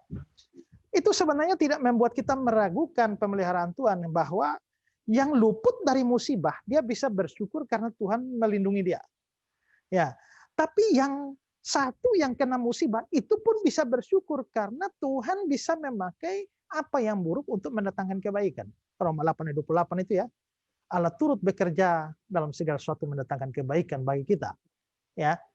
Atau bahkan yang mati sekalipun. Loh, bukankah yang mati jauh lebih berbahagia? Karena apa? Kalau dia anak Tuhan kan dia selamat. Jadi mati adalah keuntungan bagiku. Jadi sebenarnya bagi anak Tuhan itu pemeliharaan Tuhan itu Tuhan menjanjikan yang baik, tapi yang baik itu tidak selamanya datang dalam bentuk sesuatu pengalaman yang baik. Bisa pengalaman yang buruk, tapi ujungnya itu yang baik. Ya, suka duka dipakainya untuk kebaikanku. Berarti suka bisa, duka bisa. Berarti luput dari ancaman, dari bahaya itu juga bisa disyukuri sebagai pemeliharaan Tuhan. Tapi terkena, Tuhan izinkan kita mengalami bencana, ya, atau dampak dari sebuah bencana terjadi bagi kita pun tetap kita bisa melihat pemeliharaan Tuhan bahwa tidak pernah ada musibah yang betul-betul musibah bagi seorang anak Tuhan. Itu pasti ada ujungnya, ada kebaikan. Ya, nah itulah yang kita syukuri. Baru-baru ini ada orang bertanya pada saya, Pak, bisa nggak? Apakah Alkitabiah kalau kita mengucapkan turut berduka cita? Bukankah orang Kristen harus dikatakan bersuka cita senantiasa? Jangan lupa bahwa Tuhan Yesus pun pernah berduka itu. Bahkan menangis ketika Lazarus mati itu. Kan menangis dia. Bahwa firman Tuhan bilang bersukacitalah bersama-sama dengan orang bersukacita. Menangislah bersama-sama dengan orang menangis. Kita bersukacita senantiasa itu bukan karena menyukuri atau bersukacita atas musibah itu. Bukan. Itu namanya gila itu. Saya menghadiri satu persekutuan, tiba-tiba ketua persekutuannya bangun, saudara-saudara hari ini saya mendapat kabar dari kampung bahwa bapak saya hari ini meninggal. Puji Tuhan, haleluya. Mari kita menyanyi, Yesus kekasih jiwaku. Dia menari-nari karena dapat kabar bahwa bapaknya meninggal. Saya rasa ini gila itu. Nah, kita bukan bersyukur karena atau bersukacita karena musibah itu, bukan. Kita bersyukur karena di balik musibah itu Tuhan punya rencana yang baik bagi kita, ya. Jadi di dalam pandemi ini mungkin saja ada orang yang dipelihara oleh Tuhan, tapi ada orang yang terkena dampak yang berat. Tapi ingatlah, kalau kita sungguh-sungguh anak Tuhan, bahkan ketika kita menghadapi dikenai akibat yang negatif dari pandemi pun, kita tetap percaya bahwa itu adalah providensi Allah bagi kita. Ujung-ujungnya itu pasti akan mendatangkan kebaikan bagi kita. Ya. Kita lihat pengalaman coba Yusuf itu ya. Yusuf di perjanjian lama itu ya. Tuhan kasih mimpi besar kan, mau jadi Perdana Menteri. Matahari, bulan, 11 bintang sujud penyembah dia. Tapi ternyata masuk lubang sumur. Ya, habis masuk lubang sumur dijual ke Mesir, jadi pembudak di rumah Potifar, difitnah istri Potifar, masuk penjara, dilupakan juru minum, juru roti. Nah, coba saudara bayangkan kalau tidak masuk lubang sumur, tidak dijual ke Mesir, tidak jadi pembantu di Potifar, tidak difitnah oleh istri Potifar, tidak masuk penjara, tidak ketemu juru minum dan juru roti, tidak mungkin jadi Perdana Menteri. Artinya bahwa Tuhan memberikan kebaikan kepada dia itu bisa melalui jalan turun. Karena itulah maka bentuk pemeliharaan Tuhan kepada kita beda-beda. Dalam kasus Elia dan janda Sarfat, memang mereka ditolong dalam krisis mereka. Ya, tapi kalau kita berbicara secara lebih luas dari seluruh konteks kitab suci, maka kita juga harus tahu bahwa bahkan dalam kesulitan, penderitaan sekalipun, kita percaya pemeliharaan Tuhan bagi kita. Ya. Terima kasih Pak Esra. Ada 2 pertanyaan lewat kolom chat Pak. Nanti saya bacakan setelah sesi kedua aja Pak, supaya ada materi dulu dari sesi kedua, karena ini ada relate dengan materi Pak Esra. Saya lihat-lihat di sesi kedua. Siapa tahu setelah itu sudah menjawab gitu Pak. Saya langsung persilakan Pak Esra untuk sesi yang kedua, memberkati kita sekalian. Ya. Dalam sesi kedua ini saya mengajak kita melihat bagaimana seharusnya sikap kita di tengah-tengah kondisi krisis seperti ini. Kalau kita sudah melihat bagaimana Tuhan memelihara ya umatnya, lalu bagaimana sikap kita ya. Nah, Tuhan memang memelihara kita, tapi ada sejumlah hal yang perlu menjadi tanggung jawab kita. Yang pertama adalah mari kita belajar bergantung kepada Tuhan, ya. Belajar bergantung pada Tuhan. Wajar dan masuk akal karena Tuhan memang memelihara kita dan kita harus bergantung pada Dia. Tapi sayangnya ada banyak orang yang bukan bergantung kepada Tuhan, yang memeliharanya. Tadi saya mengatakan Tuhan mempunyai banyak alat. Yang dalam tanda petik alat itu adalah burung gagak dan janda Sarfat itu untuk memelihara Elia. Tapi sayangnya banyak orang bukannya bergantung pada Tuhan yang memeliharanya, tapi dia bergantung pada alat-alat yang Tuhan pakai untuk memelihara. Dalam contoh kasus Elia misalnya ya, Tuhan memelihara Elia dengan menggunakan sungai Kerit, burung gagak, dan janda Sarfat. Dan seperti yang sudah saya jelaskan, Tuhan sering kali memakai sungai Kerit, burung gagak, dan janda Sarfat untuk memelihara kita. Tapi seringkali justru yang menjadi tempat orang bergantung itu adalah sungai Keritnya, burung gagaknya, atau janda Sarfatnya, dan bukan Tuhannya. Kita perlu sadar bahwa sungai Kerit, burung gagak, janda Sarfat hanya alat-alat di tangan Tuhan yang Tuhan pakai untuk memelihara kita. Karena itu kebergantungan kita haruslah pada Tuhannya dan bukan pada alat-alatnya. Ya. Nah, ada satu fakta yang menarik dalam cerita kita itu bahwa setelah beberapa saat Elia hidup di tepi sungai Kerit, minum dari sana, makan dari apa yang dibawa burung gagak, Tuhan suruh Elia pindah. Ayat 7 ya, sampai 9. Tapi sesudah beberapa waktu sungai itu menjadi kering. Sebab hujan tiada turun di negeri itu. Maka datanglah firman Tuhan pada Elia, bersiaplah, pergilah ke Sarfat yang termasuk wilayah Sidon. Diamlah di sana, ketahuilah aku memerintahkan seorang janda untuk memberi engkau makan. Saudara, mengapa sungai Kerit dibiarkan kering oleh Tuhan? Bukankah Tuhan Maha Kuasa? Bukankah Dia bisa membuat air sungai Kerit tetap mengalir? Atau bisa terus membuat mujizat lainnya sehingga Elia bisa tetap berada di sana? Mengapa Tuhan justru membiarkan sungai Kerit jadi kering, lalu menyuruh Elia pindah dari sana ke Sarfat? Jawabannya adalah supaya Elia tidak bersandar pada sungai Kerit atau burung gagak, tapi pada Tuhan. Saya kutip kata-kata dari Warren Wiersbe. Wiersbe mengatakan begini, artinya sederhana, bahwa Tuhan mempunyai tempat yang lain untuknya, untuk Elia. Dan itu adalah sebuah peringatan bagi Elia untuk mempercayakan diri kepada Tuhan dan bukan kepada sungai. Ya, dan menurut saya ini menarik ya.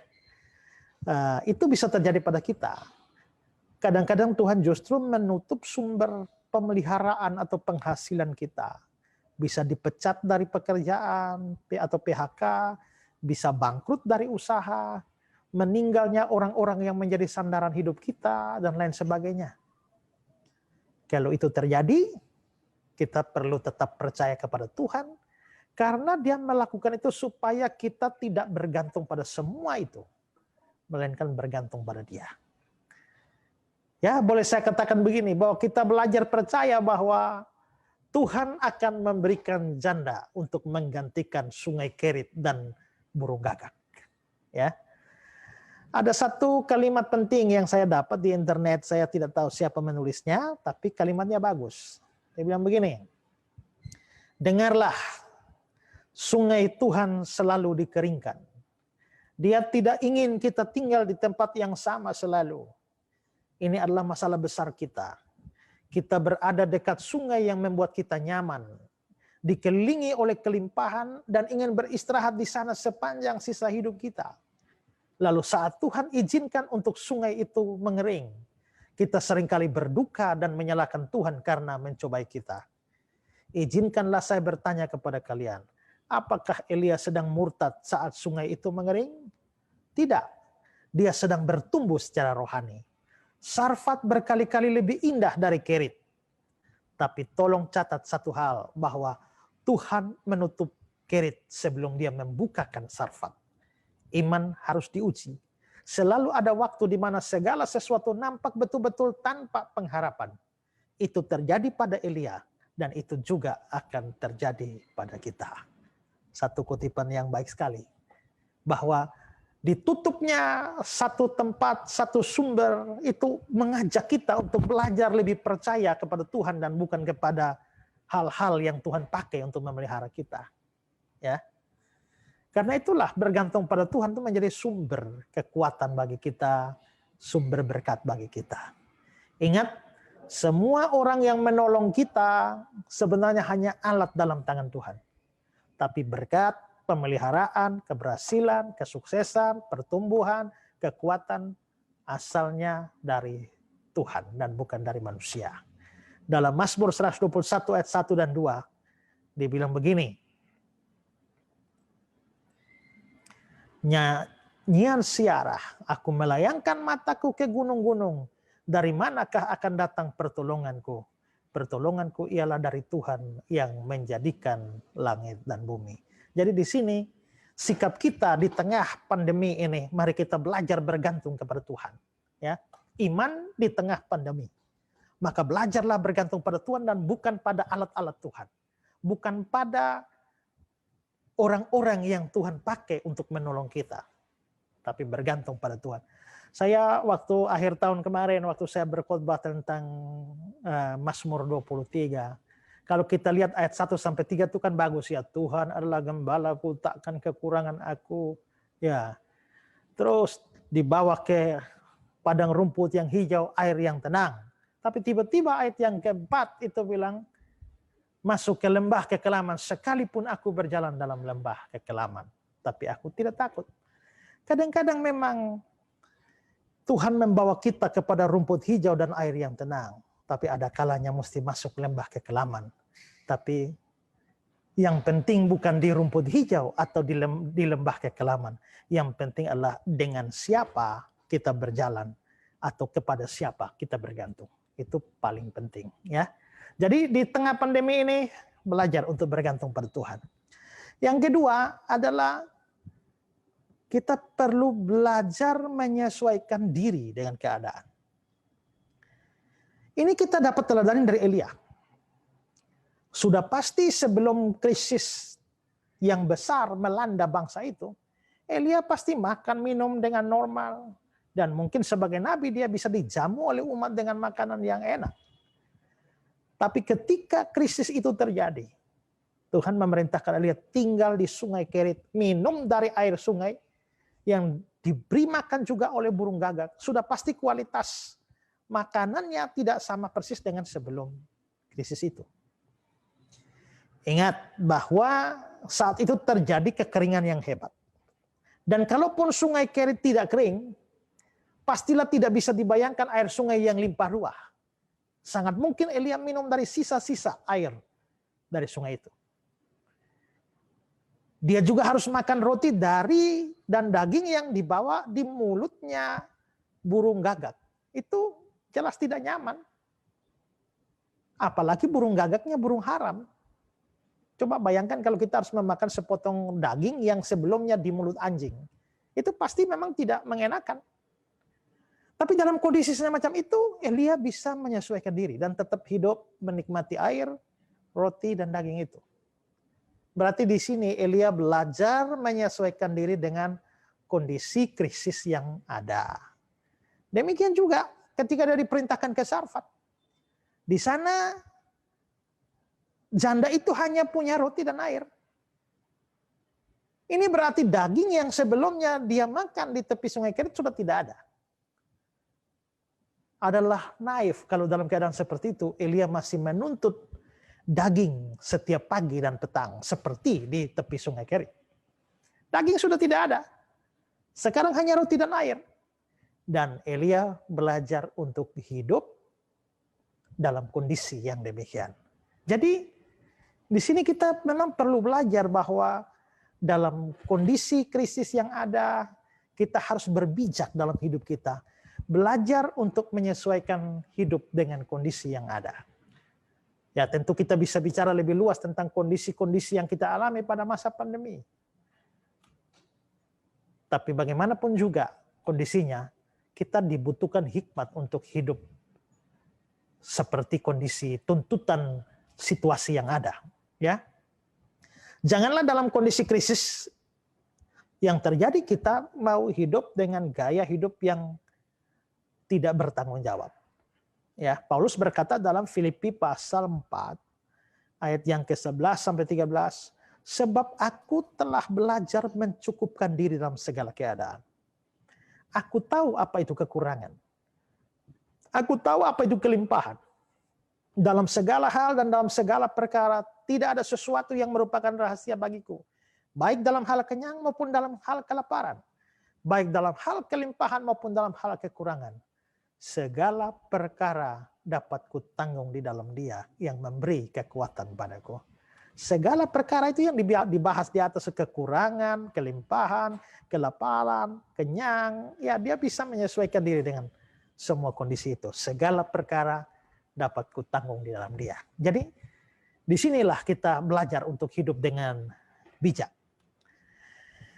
Saya mau kasih kutipan dari pendeta Rap-Rap. Ini bagus kutipannya. Dia bilang begini, kita harus yakin bahwa Tuhan tetap memelihara kita dalam krisis. Tetapi kita juga harus belajar menyesuaikan diri dengan banyak situasi. Apa yang Tuhan beri, itulah yang kita makan. Banyak orang hidup seolah-olah tidak ada krisis. Maunya makan seperti sebelum krisis. Gaya hidupnya seperti sebelum krisis. Sebelum krisis, gaji saudara cukup untuk makan ayam goreng Kentucky. Sekarang, gaji itu tidak cukup lagi untuk makan ayam goreng Kentucky. Ya, kalau begitu, turunin. Situasi krisis, tetapi maunya kok terus makan ayam goreng Kentucky. Elia tidak begitu. Dia belajar menyesuaikan diri. Minum air dari anak sungai yang mungkin tinggal sedikit, bahkan lama-lama kering. Dengan perkataan lain, dalam situasi seperti ini pun kita harus belajar hidup sederhana. Apa yang kita terima, itulah yang kita cukupkan. Itu yang Paulus katakan dalam bacaan yang kedua. Saya ini sudah biasa hidup susah atau senang. Saya sudah biasa. Ketika senang dan berkelimpahan, saya menyesuaikan diri. Ketika kekurangan, saya menyesuaikan diri. Ketika banyak duit, saya tetap makan secukupnya. Ketika nggak ada duit, saya sesuaikan dengan jumlah duit yang ada.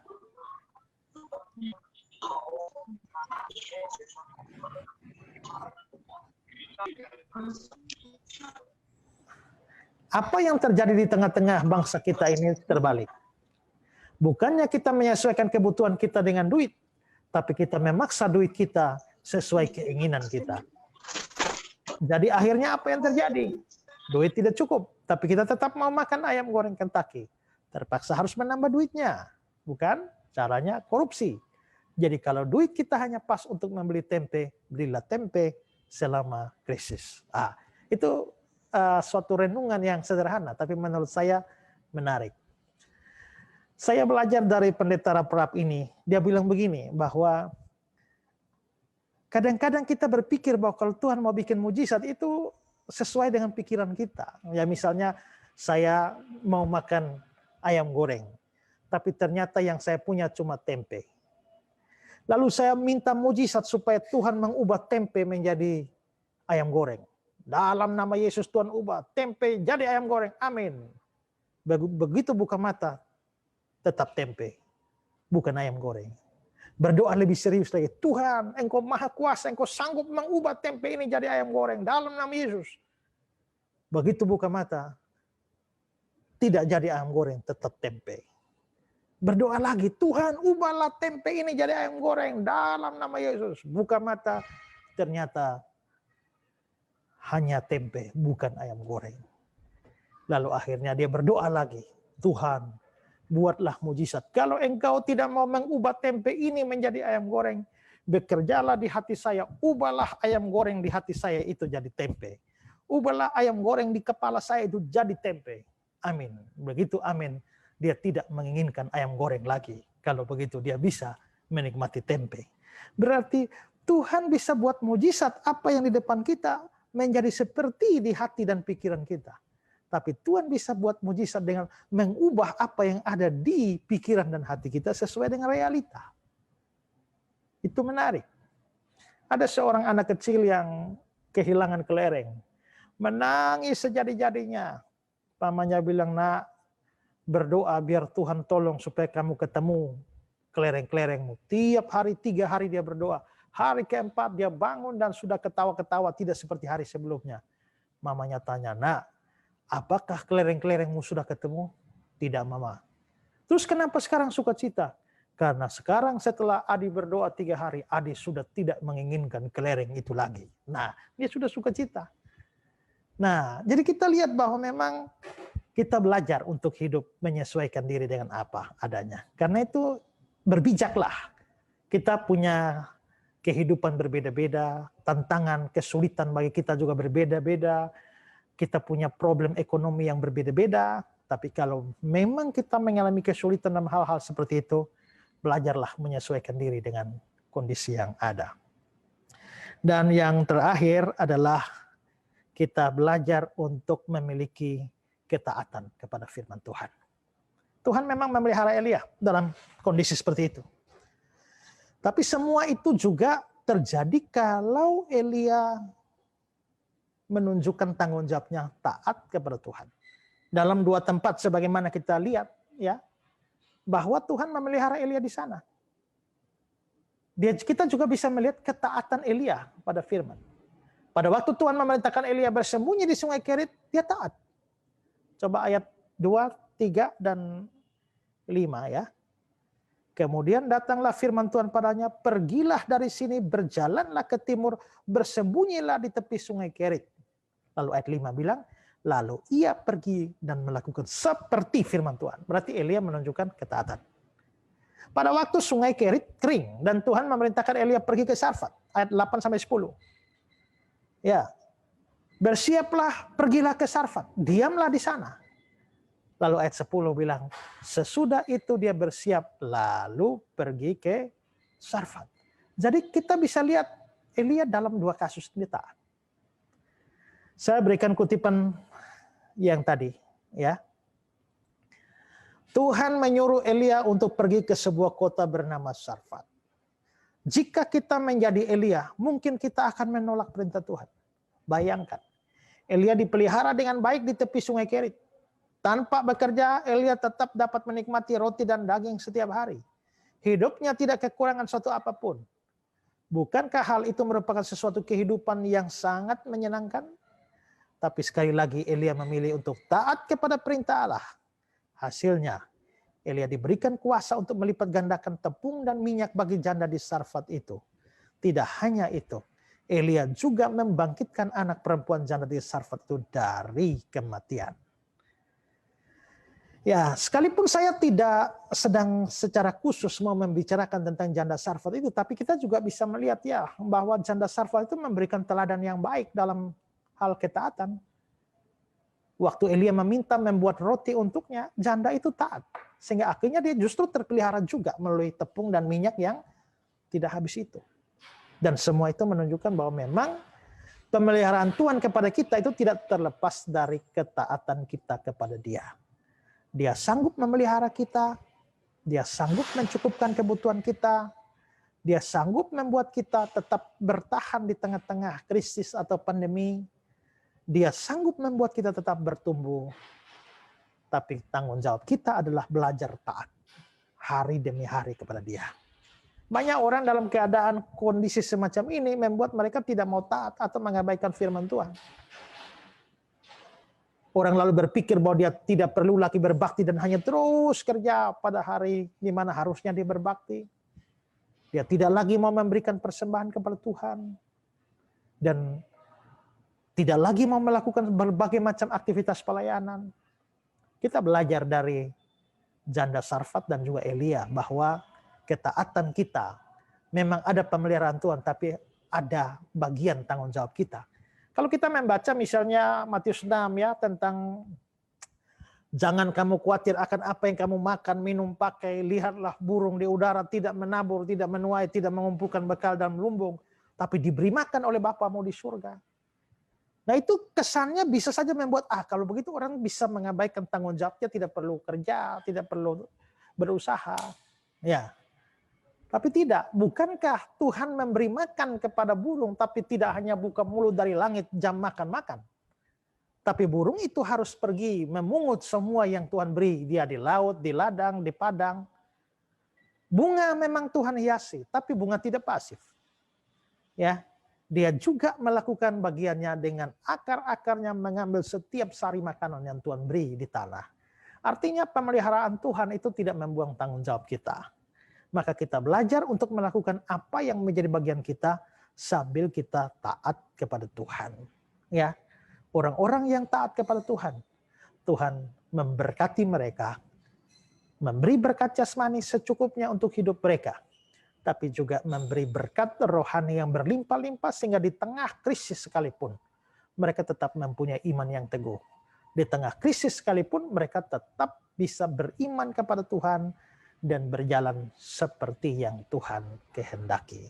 Ya, karena itulah marilah kita belajar pada Tuhan dan belajar taat kepada Tuhan di setiap step by step hidup kita sekalipun di tengah-tengah pandemi ini. Iman di tengah pandemi. Kita belajar untuk bergantung pada Tuhan, belajar taat pada Tuhan, dan berhikmat di dalam membangun atau menjalankan setiap hidup kita di tengah pandemi ini. Tuhan memberkati kita. Ya. Ya, terima kasih Pak Esra untuk sesi yang kedua. Ada pertanyaan Pak dari kolom chat, saya akan bacakan. Yang pertama, apakah kita sebagai jemaat boleh untuk berkhotbah kepada sekelompok teman? Karena ada pendeta yang berkata hanya imam yang ditunjuk yang boleh berkhotbah dengan dalil Uzia yang membakar ukupan akhirnya dihukum. Yang kedua Pak, atau mau satu-satu aja dulu Pak? Satu aja. Ya, satu dulu Pak. Ya, kalau kita melihat sebenarnya imam itu memang dalam perjanjian lama ada imam, tapi imam itu untuk apa? Ya sebagai perantara antara Allah dan manusia. Ya. Dan nanti dalam konsep perjanjian baru, kan kita hanya punya satu imam, yaitu imam besar kita, Tuhan Yesus. Pendeta itu bukan imam itu. Ya, pendeta ya pelayan firman, tapi dia bukan imam sebagai perantara antara manusia dan Allah. Ya. Dulu orang tidak bisa datang kepada Allah tanpa melalui imam. Karena itu Yesus Kristus imam besar kita, kita tidak bisa sampai pada Allah Bapa tanpa melalui Yesus. Nah, tapi tidak ada satu orang manusia pun, pendeta kah, uskup kah, bisop apapun yang bisa menjadi perantara antara kita dengan Allah. 1 Timotius 2 ayat 5 itu Allah itu esa dan esa pula dia yang menjadi perantara. Artinya, ya sebenarnya kekristenan tidak perlu lagi ada imam. Karena itu kalau dikatakan bahwa hanya imam yang boleh berkhotbah, menurut saya kok tidak ya. Kita bisa melihat banyak contoh di mana ya kalau misalnya dalam penulisan kitab suci saja. Tuhan Yesus punya 12 rasul minus 1 Yudas Iskariot. Tapi berapa yang menulis Injil-Injil? Rasul yang menulis Injil. Ya Rasul Matius, Rasul Yohanes, ya Rasul Petrus.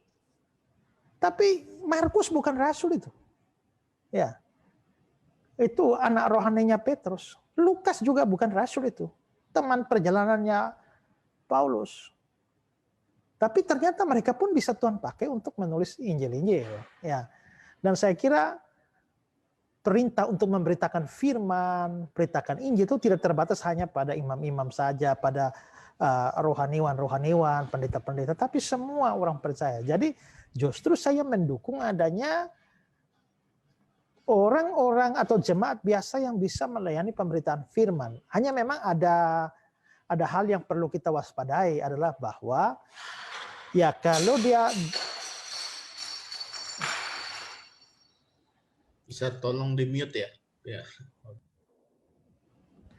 Kalau dia jemaat biasa ya dan memberitakan firman, kalau sepanjang itu hal-hal yang praktis oke. Tapi kalau dia sudah masuk pada wilayah doktrinal, nah itu harus butuh pemahaman yang benar akan firman, karena melenceng di situ, jangan-jangan kalau sekedar salah tafsir ya baik, tapi kalau melencengnya pada aspek mendasar, ya itu jadi sesat namanya. Ya, jangankan jemaat, banyak pendeta juga mengajarkan ajaran yang menyesatkan kok. Kita lihat hari-hari ini ada pendeta yang tidak percaya Tritunggal dan lain sebagainya. Ya, nah karena itulah makanya saya mendirikan sekolah teologi untuk orang awam. Ya, doktrin dasar saya ajar, hermeneutik saya ajar, ilmu tafsir, lalu ilmu homiletika untuk berkhotbah. Nah, kalau saudara datang ke NTT sini, ini gerejanya ini, saya gereja kehadiran rata-rata kebaktian 300-400 itu gereja kecil. Ya, itu tergolong kecil dibanding dengan gereja-gereja yang lain yang memang ribuan orang. Pendeta kalau satu gereja misalnya 13.000 jemaatnya, pendeta 5. Nah kalau 13.000 pendeta 5 ini mau melayani bagaimana? Ujung tombak pelayanan itu ada pada orang-orang awam. Jadi orang-orang awam itulah yang ya diutus untuk melayani. Nah kendalanya adalah kalau tidak dilengkapi itu memang menjadi repot. Jadi kalau saudara orang awam dan mau melayani, saya dukung menurut saya. Tapi tetap harus mempersiapkan diri sedemikian rupa supaya apa yang diberitakan nanti itu betul-betul kebenaran, jangan sampai melenceng dari kebenaran. Ya. Oke Pak, terima kasih. Ada pertanyaan kedua Pak di kolom chat. Menurut Pak Esra, apakah ada tantangan terbesar di waktu yang akan datang bagi gereja jika pandemi ini belum selesai? Ya, begini ya. Sebenarnya saya sudah merasa bahwa memang pada saat kita semua sudah tidak lagi kebaktian bersama tapi online, ini kebaktian online-nya ada positifnya tapi ada negatifnya. Kita tidak bisa pantau apakah orang tetap stay dan terlalu banyak godaan ya menurut saya dalam ibadah-ibadah online ya. Orang dengan sangat mudah bisa beralih konsentrasi, pikiran, bahkan meninggalkan ibadah. Nah, sehingga itu memang menjadi kesulitan tersendiri dan bagi saya itu bisa sangat berpengaruh kepada pertumbuhan kerohanian di satu sisi. Di sisi yang lain, bisa jadi setelah pandemi selesai atau lewat, jemaat sudah terbiasa dengan ibadah online dan tidak lagi mau beribadah bersama. Nah, ingat bahwa Alkitab membicarakan adanya pertemuan-pertemuan dan itu memang ibadah harus sebenarnya adalah pertemuan bersama karena bukan hanya soal berdoa, bukan hanya soal mendengar, tapi saling menasihati, saling mendukung, membentuk persekutuan. Nah itu tidak bisa dapat kalau kita hanya online terus. Jadi saya mencemaskan satu hal, apakah bisa efek negatifnya adalah setelah pandemi berakhir kita mengalami kesulitan untuk membawa orang kembali untuk berbakti di gedung gereja kan? Nah, itu menjadi kesulitan tersendiri. Nah, tapi ada positifnya juga bahwa pelayanan kita lewat online itu bisa berkembang sangat luas juga. Ada positifnya. Ya, kalau nggak ada pandemi pun kita nggak bisa bikin seminar-seminar begini, saya di Kupang, saudara di sana. Ya, tapi ya saya akhirnya hari-hari ini saya khotbahnya kemarin khotbah di Australia untuk jemaat di Australia, lalu berikutnya di Jerman. Nah, akhirnya memang peluang pemberitaan Injil besar juga. Tapi memang ada negatifnya. Itu menurut saya seperti itu. Tapi seperti di gereja saya minta bahwa kita kebaktian online, tapi saya berkonsentrasi pada pelayanan firman. Semua hamba Tuhan yang lain saya minta masing-masing bagi menjadi jemaat-jemaat. Misalnya dia satu hamba Tuhan, dia dapat bertanggung jawab terhadap misalnya 20 sampai 25 kepala keluarga. Itu wajib didoakan, wajib dikunjungi, wajib diikuti perkembangannya, ekonominya bagaimana, kerohaniannya bagaimana, memberi laporan kepada saya. Sehingga walaupun kita tidak bertemu, tetapi pelayanan rohani ini tetap jalan. Dan saya kira ya itu bisa menjadi solusi juga supaya mencegah terjadinya efek-efek negatif itu. Oke, itu pendapat saya begitu. Terima kasih Pak Esra untuk responnya. Ini ada pertanyaan lagi, tapi saya berikan kesempatan apakah ada Bapak Ibu yang ingin bertanya secara langsung. Sebelum saya bacakan di kolom chat ada pertanyaan. Kepada Bapak Ibu yang ingin bertanya langsung, saya persilakan untuk unmute, langsung ditanyakan kepada Pak Esra. Bagi yang nggak bertanya, tetap di unmute ya, biar tidak mengganggu jalannya webinar pada malam hari ini. Apakah ada yang bertanya dari Bapak Ibu, saudara-saudari sekalian? Kalau tidak, ini Pak, ada pertanyaan Pak dari salah seorang yang mengikuti Pak. Izin tanya Pak Esra, maaf sebelumnya. Kalau tidak salah dulu Bapak kan di Gemit ya. Kalau boleh tahu kenapa akhirnya mendirikan GKIN? Terima kasih. Ini agak melenceng sebuah pertanyaannya Pak. Bisa dijawab atau tidak, ya itu terserah Pak Esra saja. Ya, saya memang saya di Gemit. Memang menjadi kesulitan juga bahwa ya kadang-kadang kita menghadapi ajaran-ajaran juga di dalam yang sifatnya liberal. Ya, tapi keluarnya saya sebenarnya tidak ada kaitan dengan itu. Pada Desember 2007, satu keluarga suami istri bertengkar. Ini yang saya bilang providensi Allah. Tuh Allah bisa melakukan hal yang besar melalui hal-hal yang kecil yang kelihatannya bagi kita kebetulan, tapi ternyata tidak. Suami istri bertengkar, bolehkah bawa anak ikut menghadiri acara center class? Dalam pertengkaran itu sampai mempertanyakan ini center class ini dari mana sebenarnya. Akhirnya saya diminta datang untuk beri penjelasan center class itu dari mana. Akhirnya saya pergi dan saya jelaskan sejarah center class. Itu kan menjelang Natal. Lalu mereka usul, Pak, wah ini bagus juga lah kalau Pak bisa khotbah itu di gereja.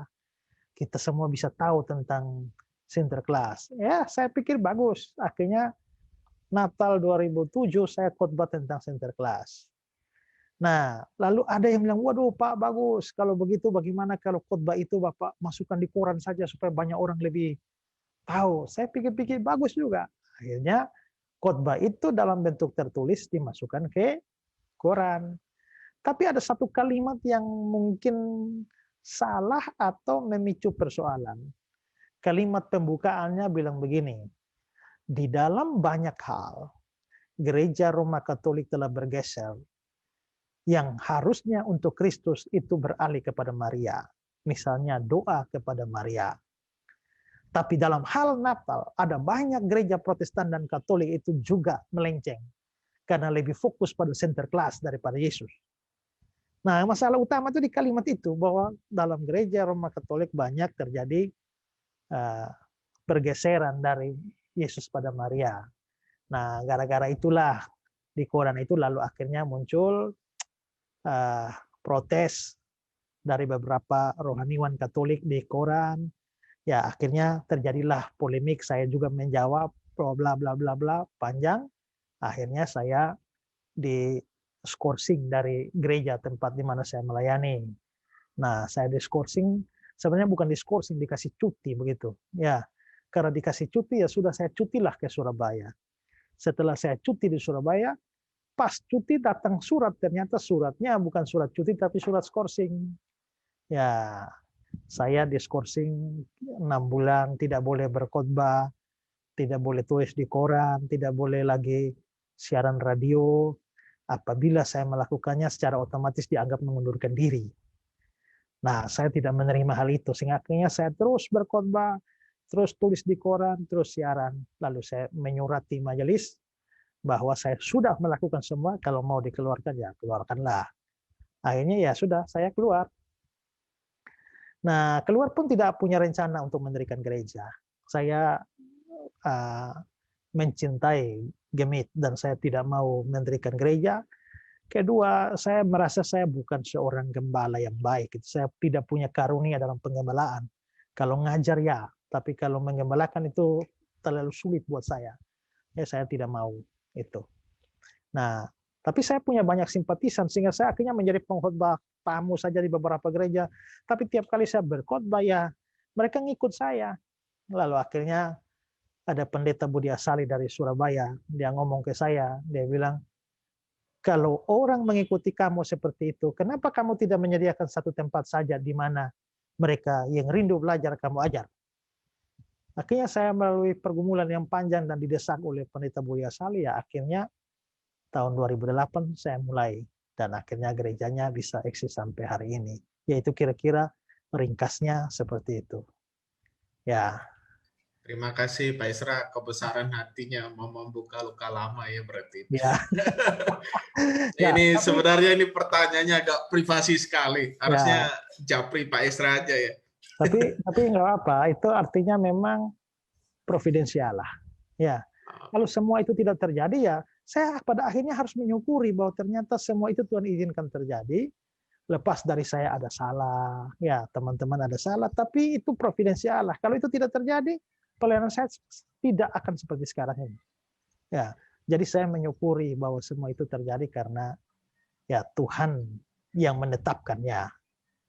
Lepas dari kesalahan-kesalahan yang saya buat atau gereja buat. Ya. Terima kasih Pak. Kalau tanpa itu kita nggak bisa bertemu malam hari ini Pak untuk berdiskusi bersama. Apakah Bapak Ibu ada pertanyaan yang langsung ingin ditanyakan kepada Pak Esra? Karena beliau ini salah satu orang yang cukup sibuk dengan pelayanan melalui media maupun literatur. Jadi Bapak Ibu kesempatan untuk bertanya. Tapi jangan bertanya yang aneh-aneh. Kalau bisa langsung sesuai topik saja, supaya masih bisa ditolong kita sekalian. Apakah ada Bapak Ibu yang ingin bertanya?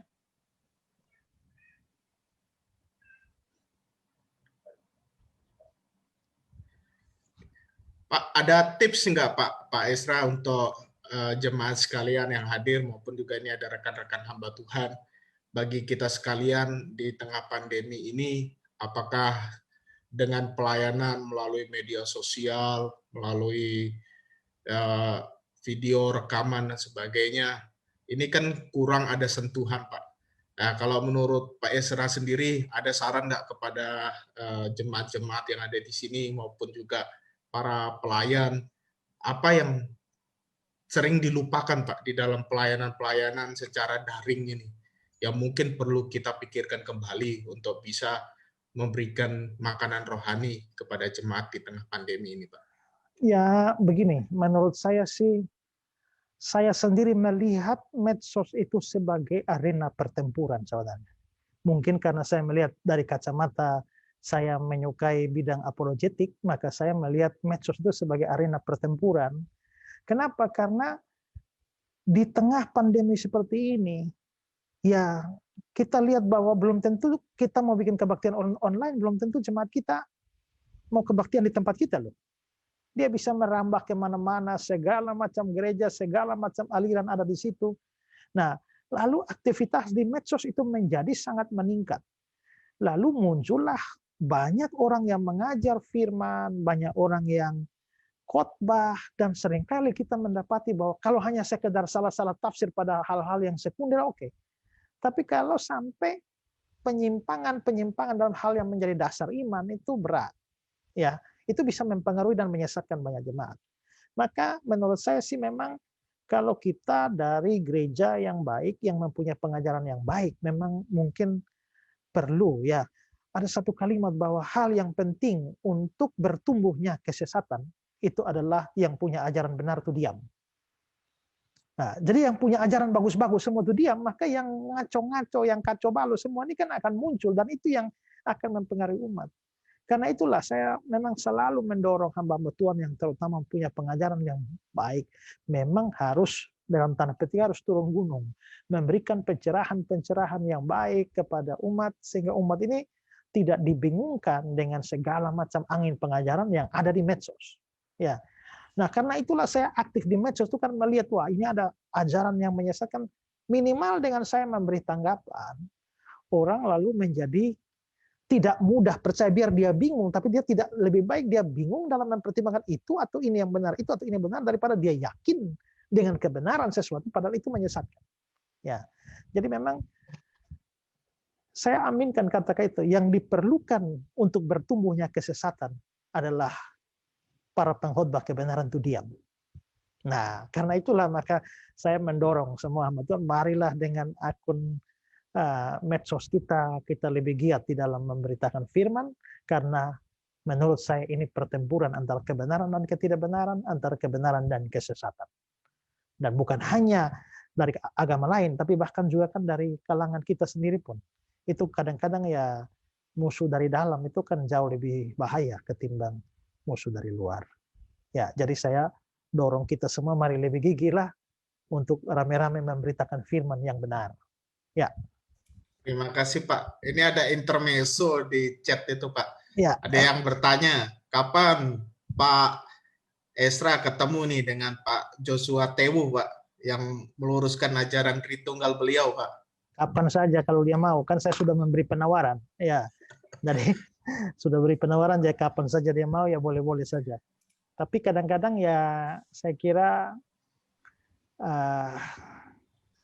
saya sudah memberitakan cukup banyak juga, ya itu bisa, kalaupun sebenarnya tidak terjadi perdebatan pun kita masih bisa belajar lewat tanggapan-tanggapan yang ada. Tapi seandainya memang mau dipertemukan untuk perdebatan pun juga saya oke-oke saja. Ya. Kita tinggal nunggu aja kalau memang mau, kan penawaran kan sudah saya berikan. Ya. Terima kasih Pak. Bagi yang nanya nanti siap-siap ya saksikan melalui YouTube-nya Pak Esra. Itu pasti ada pertemuan dengan Pak Joshua Tewu ya untuk hal tentang Tritunggal. Apakah saya buka kesempatan terakhir bagi Bapak Ibu yang hadir pada malam hari ini? Apakah ada yang ingin bertanya secara langsung kepada Bapak Esra? Saya persilahkan. Gunakan kesempatan ini, karena kalau melalui media yang lain itu kadang kita kesulitan, harus ngantri berapa ribu orang mungkin untuk bisa dibacakan pertanyaan kita. Saya persilakan, apakah ada Bapak Ibu atau saudara-saudari sekalian yang bergumul tentang imannya di tengah pandemi ini bisa bertanya langsung pada malam hari ini kepada narasumber Pak Esra. Saya persilakan.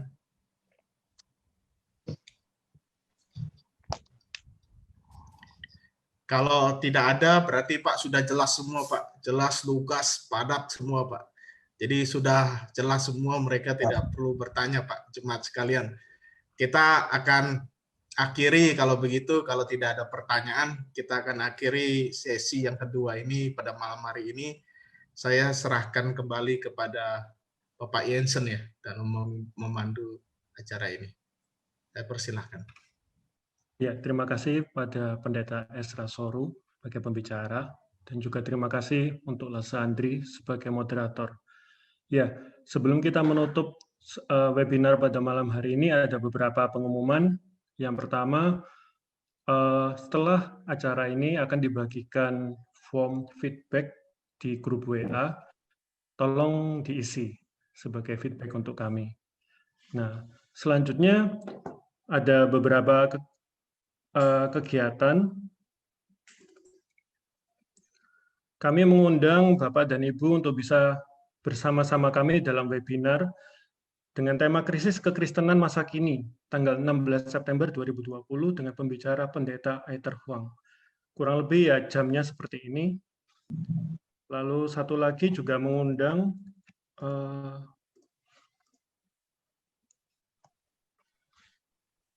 Komisi Pemuda GKT Hosana, mengundang Bapak Ibu untuk bisa join dalam webinar Financial Planning and Investment dengan pembicara Bapak Andi Setiabudi hari Sabtu 12 September 2020 jam 6:30 sampai jam 9 malam. Sama juga via Zoom juga. Iya, untuk menutup bisa minta kesediaan Pak Pendeta Yohanes Chai. Saya boleh tanya dulu? Oh ya. Giliran saya mau bertanya, Pak. Silakan. Saya belum cukup mengenal GKT. Ini mungkin bisa beritahu informasi saya dulu di mana dan bagaimana gereja. Iya, Pak. Ya, mungkin langsung dari Pendeta Yohanes Cai saja yang menjelaskan. Silakan Pak Cai. Ya. Selamat malam Pak Pendeta Esra. Malam, Pak. Saya wakili keluarga besar GKT Hosana. Ucapan terima kasih untuk webinar yang dipimpin oleh Bapak. Tentunya boleh menjadi berkat bagi kita semuanya. Dan ini pertama kali kami GKT mengundang Bapak ya, GKT Hosana. Dan kita GKT Hosana itu merupakan salah satu gereja cabang dari Sinode GKT. Kalau kita Sinode GKT itu yang berpusat di Malang, kantor sinodenya, dan kita seluruh Indonesia punya kira-kira 60-70 gereja ya, belum lagi POSPI, dan kita juga punya sekolah teologi ya, salah satu sekolah teologi yang Institut Teologi Aletheia atau sekarang namanya STT Aletheia di Lawang. Oh, Italawang ya. Italawang. Ya. Jadi itu didirikan oleh GKT ya. Jadi kita dari GKT ini bernaung di bawah sinode, dan kita juga punya pelayanan-pelayanan bersama di dalam pelayanan sekolah, juga pelayanan POSPI, juga pelayanan kebersamaan gereja-gereja begitu. Kita GKT ini tabernakel, tabernakel ya? Bukan. Gereja Kristus Tuhan, latar belakang gereja Reform. Kita adalah gereja Reform. Oh ya, oke. Reform, ya. Ya, karena waktu saya masih di Gemit, saya ada di Gemit Agape Kupang, gereja Chinese, dan itu memang mahasiswanya sering diambil dari Aletheia. Ya, jadi saya juga kenal banyak. Saya pernah ke gereja juga sana, Pak. Oh ya. Oke. Ya, saya pernah ke gereja di Kupang. Oh ya, itu dulu saya di situ, Pak. Ya, betul, Pak. Banyak juga. Ya, banyak juga mahasiswa ITA juga dari sana. Ya. Oke. Jadi terima kasih Pak. Begitu juga ini satu perkenalan singkat, dan mudah-mudahan ke depan boleh menjalin satu hubungan, pelayanan Bapak boleh menjadi berkat juga di kalangan-kalangan kita semuanya. Oke, baik, terima kasih Pak. Oke, kita akan tutup ya Pak ya. Kita tutup ya. Ya, tutup ya. Kita doa ya. Mari kita bersama-sama berdoa. Tuhan, kami mengucapkan syukur dan terima kasih kepadamu karena pada malam hari ini Tuhan izinkan hamba-Mu Pendeta Esra boleh mengisi webinar yang bicara tentang topik iman di tengah pandemi. Kami bersyukur Tuhan, firman Tuhan selama 2 sesi disampaikan dengan jelas, berbicara bagaimana Tuhan telah memelihara hamba-hamba Tuhan dengan berbagai cara Tuhan, dengan ajaib Tuhan, dengan penuh kuasa-Mu, dengan hikmat Tuhan, boleh memelihara orang-orang yang percaya bersandar pada Tuhan. Namun di balik semuanya itu, kami sebagai orang-orang percaya yang beriman kepada Tuhan, kami juga tidak boleh melalai, tidak boleh apatis, kami tetap boleh melaksanakan tanggung jawab kami sesuai dengan kehendak Tuhan. Pada malam hari ini pun kami belajar bagaimana belajar taat kepada Tuhan, bergantung kepada Tuhan, bahkan hidup menyesuaikan diri di tengah-tengah kehidupan pandemi pada saat ini. Dan juga berikan hikmat bagi kami Tuhan untuk menjalani kehidupan di tengah pandemi ini. Sambil kami tetap beriman bersandar kepadamu. Terima kasih ya Tuhan, kami berdoa untuk hamba-Mu yang telah melayani kami. Tuhan terus pakai menjadi berkat bagi banyak orang. Dan juga berkati untuk setiap jemaat kami. Tetap setia bertumbuh di dalam kebenaran firman Tuhan. Dan mereka boleh menjadi orang-orang Kristen yang militan, yang terus berjuang, giat, dan mereka boleh menjadi saksi-Mu Tuhan. Terima kasih untuk perjumpaan kami pada malam hari ini lewat Zoom ini ya Tuhan. Kiranya Tuhan boleh selalu memberkati kami dengan damai sejahtera Tuhan. Dalam nama Tuhan Yesus Kristus kami berdoa. Amin. Amin. Terima kasih Pak Esra. Terima kasih. Terima kasih. Ya, Pak Pendeta Yohanes, terima kasih banyak semua. Terima kasih. Ya, terima kasih sama-sama. Ya.